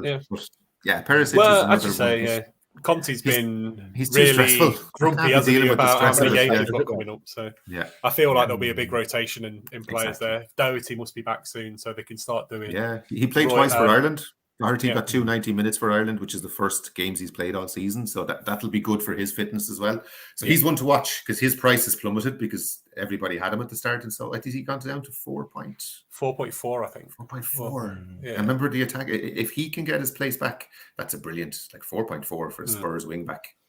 You'd definitely take him over Fofana at that sort of range if they're both playing, because he's much more attacking. What he was doing at the tail end of last season was really good, but it's just how that rotation's going to work, because Conte doesn't seem to want to play everybody every 3 days. So if they do start just rotating in a cycle, though, that'd be perfect. When you know to have him in, and then you can double up with Royale or Sessegnon or whoever, and one plays 1 week, one plays the other. And that's the thing; it shouldn't really come into it. But if they're on the telly, it's a lot more fun to watch with Perisic in your team. That's he's true. everywhere. Unless you're a Son owner. But overall, James, I can't see. Is there anyone other than the people we've mentioned, the content creators have mentioned it, or anyone you've got FOMO in, or anyone you think I'm going to pull the trigger at 10:59 on Saturday morning and they're going to wind up in the 11? As I said, I'm the keeper has me flummoxed, because there's just no outstanding option, so that could change. I'm looking at the Brentford keeper, maybe. It has to be a 4.5er. So it's Sanchez, Raya, or Gaeta, basically. They're the three. A lot of people keeper as well, but I don't trust Leeds defense. No. people have Henderson, but like they're getting hammered in games. Like I know he's getting saves and save bonuses. He saved a few penalties, but like if they're shipping 4 or 5 goals in every game, you're looking at getting a minus some weeks. You know what I mean? So I don't want a keeper from that low down, because again, with all the transfers I have planned, I don't have much wriggle room. I need the rest of the team to be very solid, and people I can just leave in there for the next 4 weeks, because I have work to do. I've given myself work by keeping 5 players from City. In an ideal world, you'd only have maybe 2 players from City and Arsenal in the team. So but I have my reasons for keeping all these guys, and it means the rest of my team has to be people I can just rely on and not worry about, and just they play every week, and I just don't have to think about transferring them out. So yeah, the keeper is the big conundrum, but yeah, there's, as I said, there's a small pool of players I think at the moment that you'd be interested in, isn't there? Like it's not. Jordan in the chat was talking about Sinistera of Leeds. People have stopped talking about Leeds because they blanked twice. I think they've gone out of people's heads a little bit, but he was looking brilliant just before that, and I think I saw he scored 2 on the international break. Scored 2 in international. Scored in the 2 weeks in Premier League before that as well. So yeah, as I said, people have forgotten Leeds a bit because they're kind of out of sight, out of mind there. But yeah, maybe someone like him. But yeah, as I said, it's still fairly template. It's still fairly solid. And as I said, I'm starting to think like a coward at the moment because my rank is very good at the moment, and I'm kind of thinking, I want to defend it. And to get overall rank, mate, you're top of GRAPPL FPL, and that's all that matters. That's true. That's true. Top of the G1 standings. That's all that matters. Oh, brilliant. Well, Chris, should we have a little look at yours and my transfer fans going forward? What have you got, Pam, mate? Any big decisions for you to make this week? Yeah, just a little bit. We touched on it earlier. Let me just share. Do I need to share the screen again, or have you got it up? I've got it here. Yeah, there you go. Okay, there we go. Let me just move over on here. So this is where we stand at the moment. Pope in net, Cancelo, Trent Alexander-Arnold, Perisic, James, Martinelli, Kulievski, Gundogan, Haaland, Tony, Jesus as the starters. Ward on the bench, Andreas, St. Maximin, and Neco Williams on the bench. As I said, I do need to move out Gundogan and Jesus because I want to keep Cancelo, Martinelli, and Haaland for the blank. So at some point, I'm going to move out Kuleski for, I think, Zaha will be the one. I don't know if that would be this week. Where's he on? Oh, I've done the price thing. So yeah, get Zaha in there. Maybe not for the Chelsea game. Maybe roll it a week and see how that goes. And then Jesus out. And Mitrovic would be the obvious call, I think. Depending on what week I make the change. I'd probably look to move him out on maybe that Liverpool week. And then that gives me one transfer to use going into the following week. But then maybe a bit scared about not having him for the Leeds game where he could definitely bag a few sort of thing. So, how much doubt is he this week? Is he any doubt at all, Mitrovic? I know he's not flagged. I don't think so. No, because he got injured in the first international game and then he played the next one 2 or 3 days later. So unless he's come back with something else, no. See, my interest there, because I've got the cash to because I have 9.4 to move on. Richarlison with Kulievski out, Richarlison will play, and Spurs have got. So after this Arsenal game, Brighton, Everton, Watford, Newcastle, Bournemouth, and I think if he's going to start those games, because that's why I want to know how long Kulievski's out for. Because if it's going to be 3 or 4 weeks.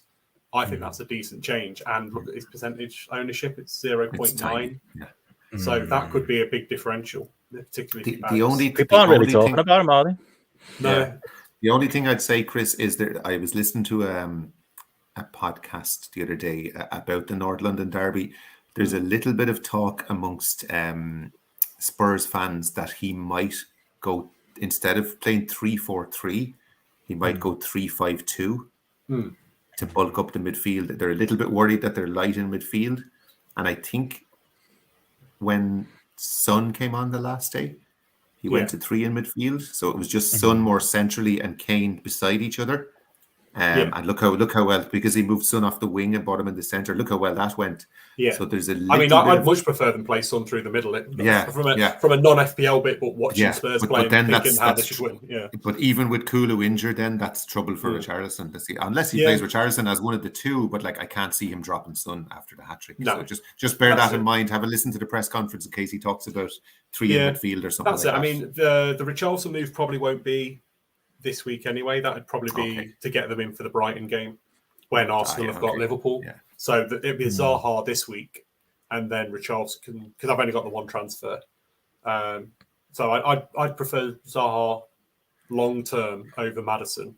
So I'd make that move now, and then next week, when we probably know more about how long Kulusevski's out for, could make the move there and put Richarlison up front. And then say Spurs' fixtures kind of ease up a little bit.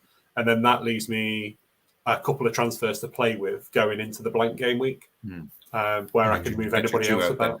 Yeah. Well, I mean, that'll be, so then I'll need to get Gungoodin out. You just have one left. Yeah, okay. So I just have one left to do. So and a spare transfer as well, then. Yeah, I mean, really, I could do... again, this is why we need the data or the news on Kulusevski, because I could have leave Kulusevski in, remove Gungoodin for Zaha. And then, or I'll just end up with Zaha and Maddison in midfield just when I've removed both of them. But we'll see what the news brings. But that's kind of the area in the players that I'll just be looking at transferring. I think everything else is fairly set at this point. I wouldn't mind another Chelsea player maybe with their good run of fixtures, but it's so hard to know who though, because I looked and I was like, I'd love to Chelsea, but who would would you go with second defender? Because I don't like any of their attackers. Not fond of their midfielders. There's no obvious second player from Chelsea. No, Sterling, unless it's Sterling's too expensive. Yeah. And do you want double?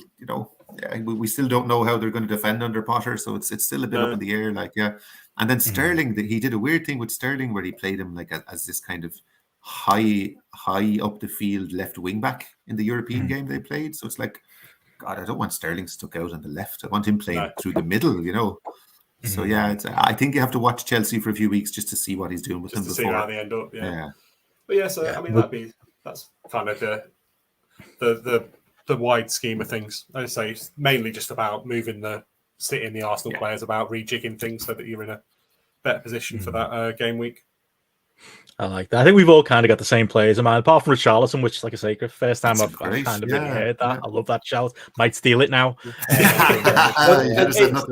I mean, it popped into my head as soon as I heard the Kulusevski thing, because I was like, I could just swap him, because I thought he was a midfielder on the game, and then I was like, well, I need to get rid of Jesus anyway. So you watch next week. That'll be all the talk. It's like me hyping up Estupiñán like 30 minutes before it became the hot topic. We're all watching the stream.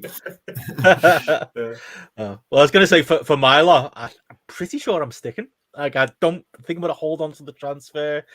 There just isn't a move I want to make this week. I think I do want Mitrovic in long term, especially with an eye on Arsenal. I think Jesus goes for him. I just can't. I don't know. Maybe I should pull the trigger this week. They got Newcastle at home. We could equal or outscore Jesus this week, but there's just something about it that I don't like. I just don't like it. It's like you were saying about last week, James. You get rid of Jesus and he bangs, and it's gonna be horrible. But Mitrovic is getting that way as well, isn't he? His ownership is close to 35, I think now, something like that. And it's it'll just take another goal and it'll shoot up again. Yeah, that's the only move I'm kind of considering making. I mean, like I say, when I was looking before this week, I was thinking, okay, right, I'm literally going to have to concentrate on getting all my City and Arsenal players out. But it's not as bad as I thought. Like I say, I can bench Cancelo, Martinelli, and Haaland. That just leaves De Bruyne and Jesus to go at some point. De Bruyne can go week of. I could bring in Son then, or the week before. Could become Salah. Murphy might be a bit of a problem, Benno. If you are benching three, you might want to, because I don't think he starts for Newcastle, so you might want to, with one of your transfers, just to upgrade him or get some money from, because if you did get rid of Jesus and got Mitrovic, you'd get a few extra bob, then you could upgrade Murphy to someone. That's very true. Just for that week, Even now, when I got Murphy originally on my wild card, it was purely third bench player. He's the cheapest midfielder that comes on for a couple of minutes at the end of each game. I'll take him. Whereas now my mentality has completely changed. Having made those transfers last week, I've got 3 whole million been a hole in my pocket, so I can literally do anything I want. You've 3 million, have you? 3 mil sat there. Oh wow! Yeah, Murphy could become Zaha. Murphy could potentially become Maddison. Maybe that's the move I make this week. Maybe I do that. There's something about holding on for and having the 2 transfers next week. I do like as well. Give yourself the option. Maybe that's the best pace to try and get to. Once you can get into that role of having the 2 transfers, then you're much in a much stronger place to play around with. I'd like to roll the following week and then use one and leave myself the 2 all the way along till 12 so that I can make my final kind of I always think I don't think Maguire's even playing. That's the talk around rumor, the talk around Manchester's that he's not even going to be playing in the derby game. Oh, he won't. If Martinez and Varane are fit, he won't. Definitely not. But I was going to say, like on the 2 transfer thing, I almost think that's the idea. If you were just going to look at it like purely numbers, I think that's the best way to play FPL. It's just roll a transfer every second week and just constantly when you're making your changes, have your 2, take your -4. It's like a mini wild card every week, isn't it? But life doesn't always work out that way. So dependent on team news, dependent on, like I say, I was feeling impatient with Gross, being burnt by the 2 blank game weeks and now coming back to play fucking Liverpool away. It's like you can't make it up, really, can you? It went from a brilliant idea to like complete waste of time. That bloody train. Hang on, he'll have a lovely fixture in 12, Benno. Don't forget that. It's Forest, isn't it? We were saying, so yeah. Hold on to him for that. They've like not played in a month, have they? It's just like the last. Was it that 6-2 game? No, the game where they scored loads of goals against Leicester. They beat Leicester, but that's if they have a new manager, that's ideal. Like he must be delighted, like having 2 or 3 weeks on the training pitch with all the players, Yeah, that's it. I mean, you imagine he's they've been able to implement everything. Yeah, exactly. So from his point of view, it's a lovely start to his. And the first game is Liverpool. It's a free punt. No one's expecting whatever happens. No one's expecting them to go there and win. If they even if they play well, people will be impressed with him. That's it. So maybe there might be movement there. But I was going to say, is there a conversation to be had on captaincy, lads? Is it just Haaland? Is it Haaland or bust? Or we did say there, maybe Maddison could be a shout. Maybe the big got Salah might go him against Brighton. The devil on my shoulder said it for a minute, but no. I'll stick. I took my risk last week against Haaland. It paid off. The derby is going to be stressful enough for me as it is, so I'm just going to captain Haaland. That'll take the pain out of being hammered. At least you'll get some joy out of it. That'll take the pain out of being hammered by them. So I'm just gonna captain Haaland and leave it at that. Yeah. I like that. Yeah, I mean, Salah against Brighton, like you'd usually last season you'd have been like, well happy with that coming up. Liverpool at home, that sort of thing. Yeah, I can't really see much else past that. I mean, would you go somebody else at City? De Bruyne or like Foden's on a good run? Big game, Kev. De Bruyne always delivers in the big games. Yeah. That's it. Could be that, I can't see past Haaland personally. But. De Bruyne is like one of them, isn't it? Where it's like you're taking a risk, but you're not really. You're kind of kidding yourself because he's just going to attach himself, like you said earlier, Jamesy, to whatever Haaland does, really. So it's not that much of a maverick pick. Well, I might consider it, but it seems straightforward. But I'm just glad to have a full slate of games. Early game Arsenal Spurs on Saturday is going to be a laugh, isn't it? That's a great one, because we all have players in that as well, It actually looks like quite a good day to get into the pub early, watch the early kickoff. Do a bit of soccer Saturday in the pub. There's a Liverpool at 3. That's a decent. The 5:30 isn't great though, is it? West Ham. No. I was thinking I might go out then. Half my draft team is West Ham actually, so I'll have some interest. I think I have like 5 West Ham players in my team now. The Bowen owners from last week, it'll be game time. I still can't believe that it wasn't based on XG. It was kind of based on. It was based on nothing. I can't. That's the hypocrisy of some of those guys. Like they'll make all these XG decisions. They make all these. And then they can't even admit, just admit it's a punt. Just look, there's no logic to this. I'm punting it, and they're like, oh no, well, there's all these narratives. Like, oh, you're just you're gambling on a player. Just fucking admit it, It's like FPL Andy. Let's talk FPL, isn't he? He's the trendsetter because he's the biggest market, and he'll drop something. He'll go, oh, this week it's Dominic Solanke, this, that, and the other. And then earlier today, I was watching Badman Bakar on Fantasy Scout, and he's proper, all about the metrics, this, that, the other. Even he was thinking about bringing in Dominic Solanke. I was like, come on, man, you can't be.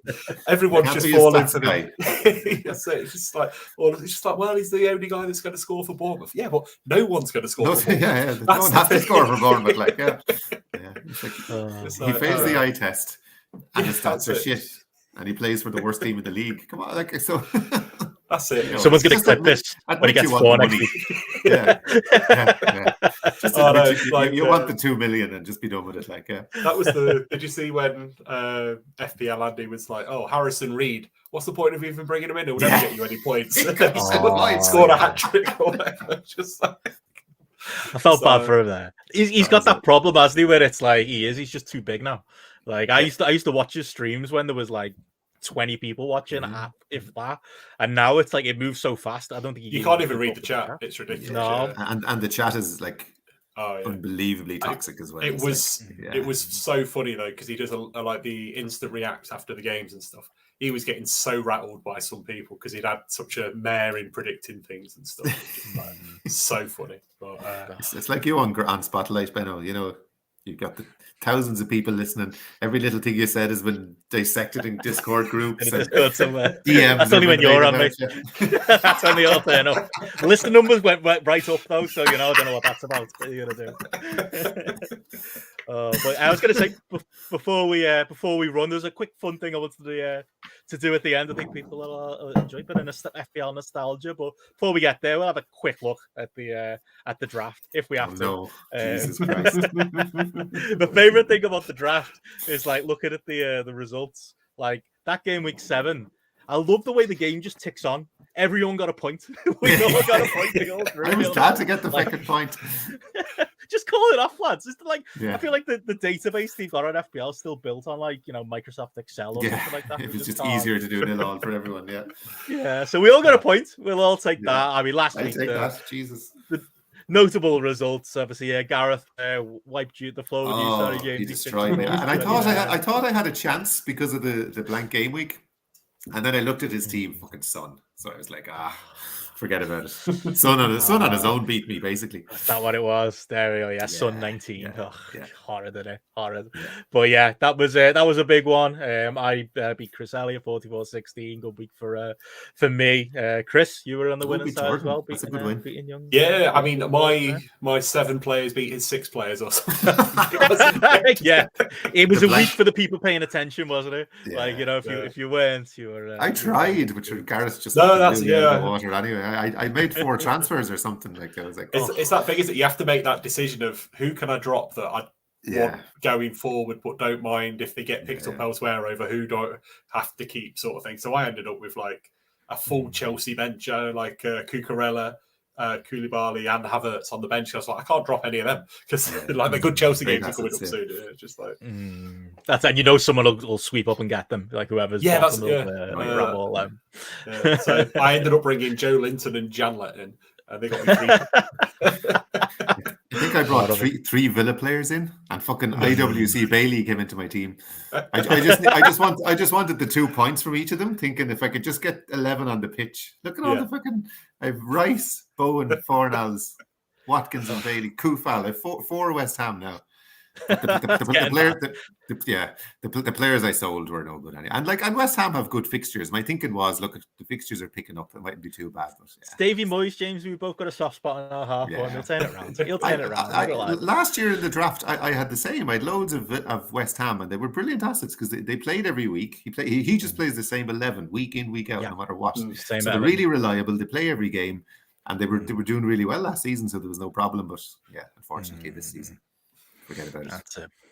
Well, Garrett still sits top of the draft league. I think it's Garrett's to lose this year, isn't it? Although I think on overall points he's way ahead, but the way the game works, he's only. I think his overall points is almost as good as my actual fantasy team, and these don't even get bonus points.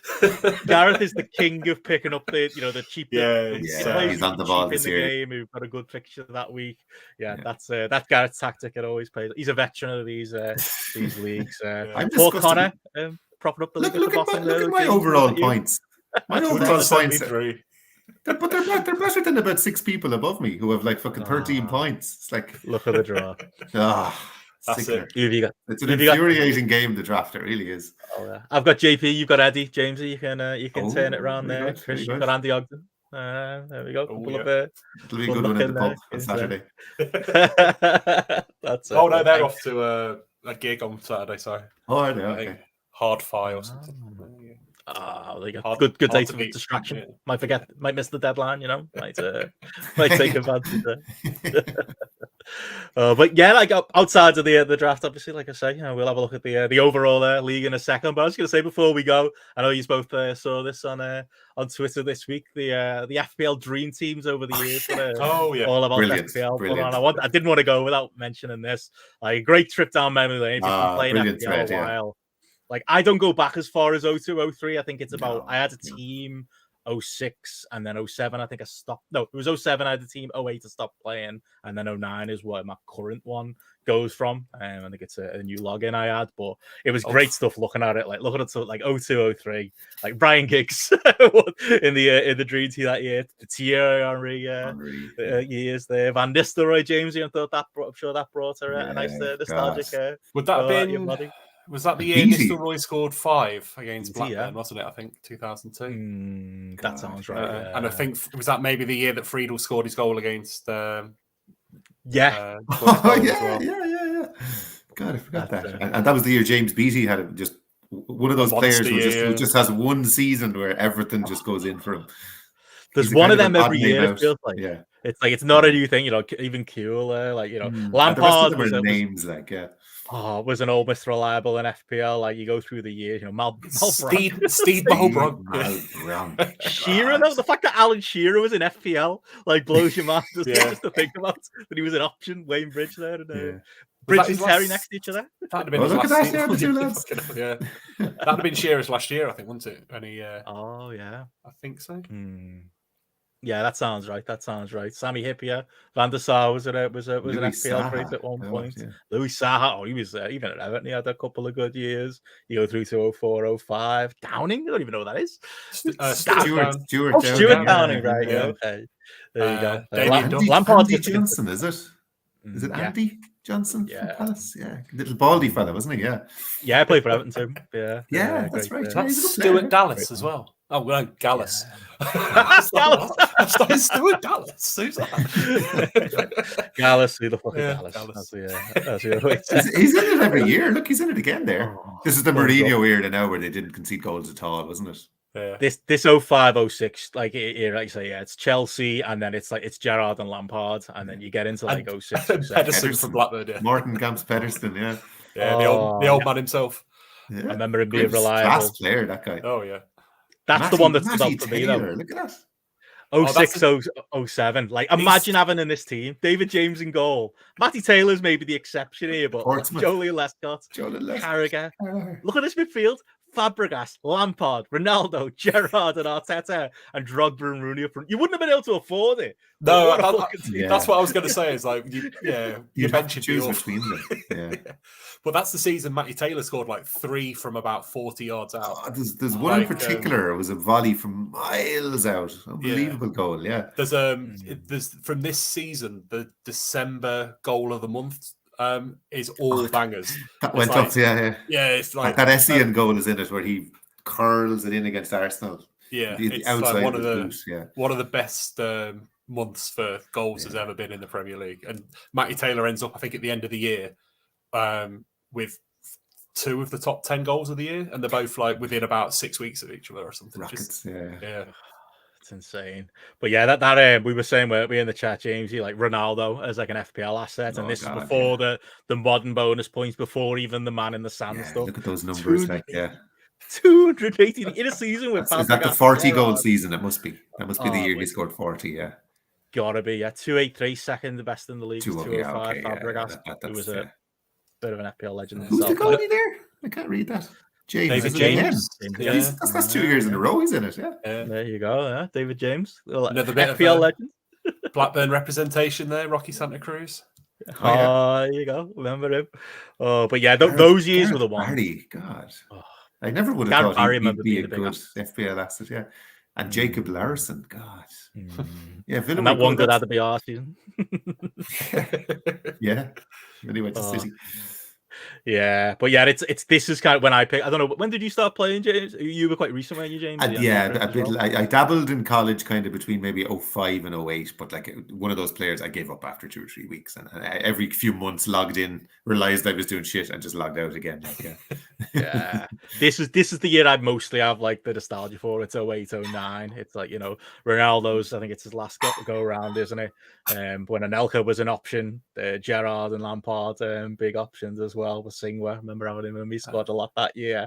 It's like a different world, isn't it? It's just like the options. Like now, it's like it just feels like we got like 2 premiums to go to. We're all shuffling behind, but imagine being able to pick through some of these lads. I'd be quite interested to see what the best team would be, but within the rules of the game. So you could only have 3 from each team, but you'd still have to be with under an average. So not the 100 mils, because obviously, like, I guess by the end of the season, like 103 mil or something, and see what you can make out of those for some seasons. Oh, yeah. Be Richie Dunn, Jesus. Oh, he was great. He was great. He was reliable. Villa pick. Tevez as well. Tevez was great. Florin Malouda. That's the year. What's his name? The Italian manager took over at Chelsea. What's his name? He's the Madrid manager now. Ancelotti. That's the year Ancelotti came along, and he had Malouda playing in midfield for some reason, but he's just banging goals in every week. That was the true FPL. That was the game. Yeah, Baines and Coleman as the picks. As Charlie Adam, he's one of my favorite FPL players of all time. Took all the corners. When they first came up, like he was the king. He was the 5.5 million or 6 million, I think he was, player. Like he went up the next season to about 8, and it was never quite the same. Yeah, but, free kicks, corners, took everything basically for them. Yeah. Dempsey as well. That's another one. Me and Gareth will wax nostalgia about. Dempsey, yeah, even the old Arsenal. I always say Bobby Dempsey. I always get it the wrong way around, James. You put different matter altogether. That's a totally different shape of a man. But yeah, for JP as well, like Arsenal, like Van Persie.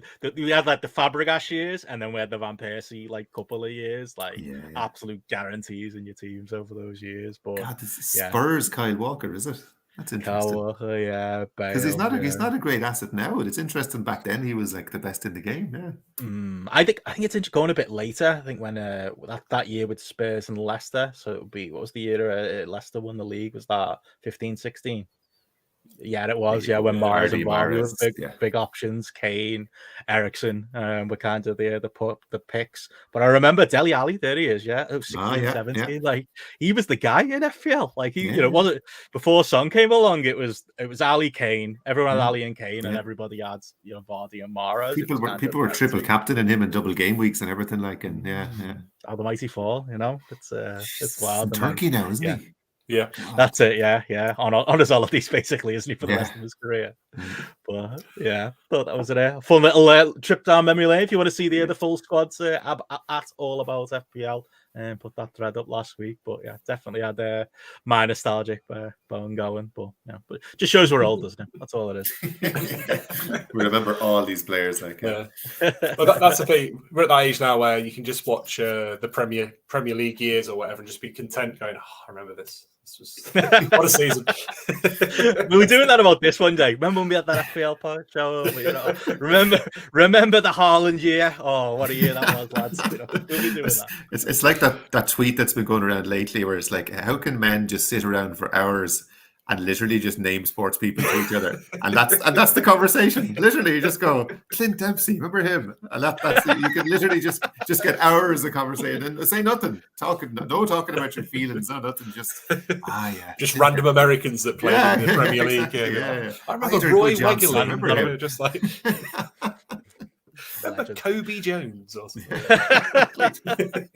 Let's do that now.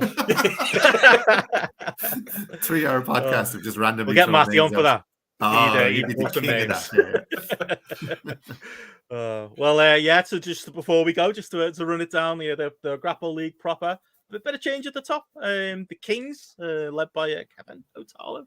Not a name I'm hugely familiar with. Shout out to you, Kevin, who's currently sitting top. Edward Mills, who I think's Joe's brother, is third. Alex Lyle in second. And there's you, Jamesy, fourth. You know, we were, like you said, temporarily top for a little while, but you know, could all come back around again. take that. And But yeah, other than that, yeah, few of our names. Oh, Look at Jordan down in 11. I was going to say, I can see danger. Jordan lurking. Yeah, That's Jesus though. He was top. Always. He was top on the Sunday morning, and then Jesus got one goal and just sent him straight down to 11th. Like, yeah, that's the danger of not having him. Is Sam West the guy that runs Resurgence? Isn't he? No, maybe I'm getting the name wrong. I think so. Could be. Maybe. Yeah. Yeah. I see his name around a lot. Pat Houlihan, JP's brother, still Oh. up there in 16th. Neil JP Houlihan's 25th. Yeah, Neil Flanagan's always thereabouts as well. He's constantly up there, the top 10, top 20. He's a quietly good FPL player. That guy, yeah.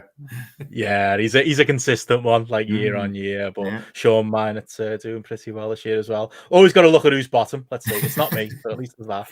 Who's sitting pretty at the bottom? Is it Will? No, or Martin. Martin's not having a good year either. Roberto Callas is there, bottom, 166 points. That's an all right week, 38 points. Hassan Akbar, second from bottom there. Martin's got to be careful though. It's getting dangerous down there. James, he went up last week. On. Will Cooling's moving up in the world though, 154. Doing all right, You can pull it back still. It could happen. I thought you're on 150th, right? Me? Yeah, you must be higher than that. 80th.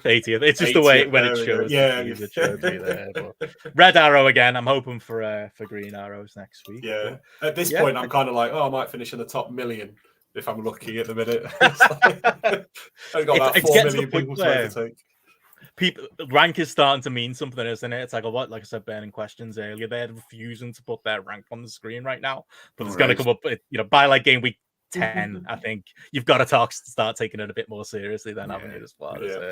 It's still very compressed though. Like one good week still. Like if you get on somebody who's a bit less owned and have a good week with them. If you look on live FPL, it doesn't take much to jump like 2 million places. Even like it's still like it's only like the 7th week really. There's so much time. All those double game weeks later on, like it's going to change so much. Like that next week when I stick Richarlison up front and put there you go, Richarlison hat trick against Brighton. You were first, Chris. Get the word out amongst the content creators. May had it first. By Saturday morning, everyone will have him. We'll be doing that deadline stream. He'll be in there. Brilliant. Well, yeah. On that note, anything more from you, Chris? Anything you want to plug before we go? No. That's no. At GRAPPL.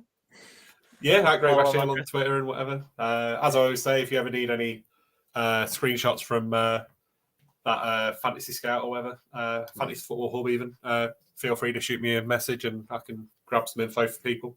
As I say, I think quite a good tool if you doing like-for-like players, wanting to know stuff. So can be a handy tool. So yeah, always feel free to shoot me a message. Definitely. There you go. I called you Stato on Twitter. You're the expert, mate. So go to Chris for all your advice, folks. You have to make your own. You have to make your own conclusions on the data. I just provide the data. Exactly. Provide the evidence. That's the disclaimer. The working out was right. It's like Matt's in it. The working out was right. It's just the final decision doesn't matter. How about you, Jamesy? No, just I'm sure everyone who wants to follow me follows me by now. But at Jamesy_2015 on Twitter. But yeah, that's it. Watch the Red Zone on Sky Sports Mix on the Sunday night. Very good, great entertainment. Twitter has been taken over. My Twitter's taken over by it now, but now I understand what's going on. So it makes it. Yeah, no, it's brilliant. I'm starting to learn the team names. I'm like, that's my first task is to know who the Steelers are. It's like, oh, Pittsburgh, yes. So I'm slowly once I know those, then I start learning the rules. Then it'll be conferences, then it'll be divisions, and then it'll be how it all works in the terms of the season. And then eventually what the players look like. No chance. Other names even. I looked up the structure of it is mental. Like I thought it was just you play the people in your little group of 4, but no. You play 14 games and it's like randomly one team from this group, one team from this. Like, oh Jesus! It makes sense, but it's I could explain it to you, but it's I'm sure there's logic. Very odd way to win the fantasy Premier League. You see it written down in front of you, you're just like, this makes no sense. Like, what are they doing? But yeah, I'm sure there is logic. Yeah. Well, GRAPPL NFL coming soon, and yeah, the Prem need to get on red. So, but yeah, full slate of FPL fixtures coming this weekend. Looking forward to that. Great chatting to you guys again and getting the show done. We'll have a couple of more of the lads probably joining us next week. But very much enjoyed this as a 3-man booth. Got it done in 2 hours, lads. So that's. I was going to say we still managed to go 2 hours. So. Oh yeah, of course. Yeah. We were never not going to go 3 hours, were we? Really? That's it. But 2 weeks of picks saved up. Very much just tuning in. If you want to get, obviously the replay will be up on Twitch and YouTube, but there is an audio version. Or if there's a week you can't make it live, you just want to hear the audio on a Friday afternoon, throw that up. Search GRAPPL FPL wherever podcasts are sold. But other than that, that's it for us for another FPL club. We will catch you again next Thursday night. See ya. Cheers, all.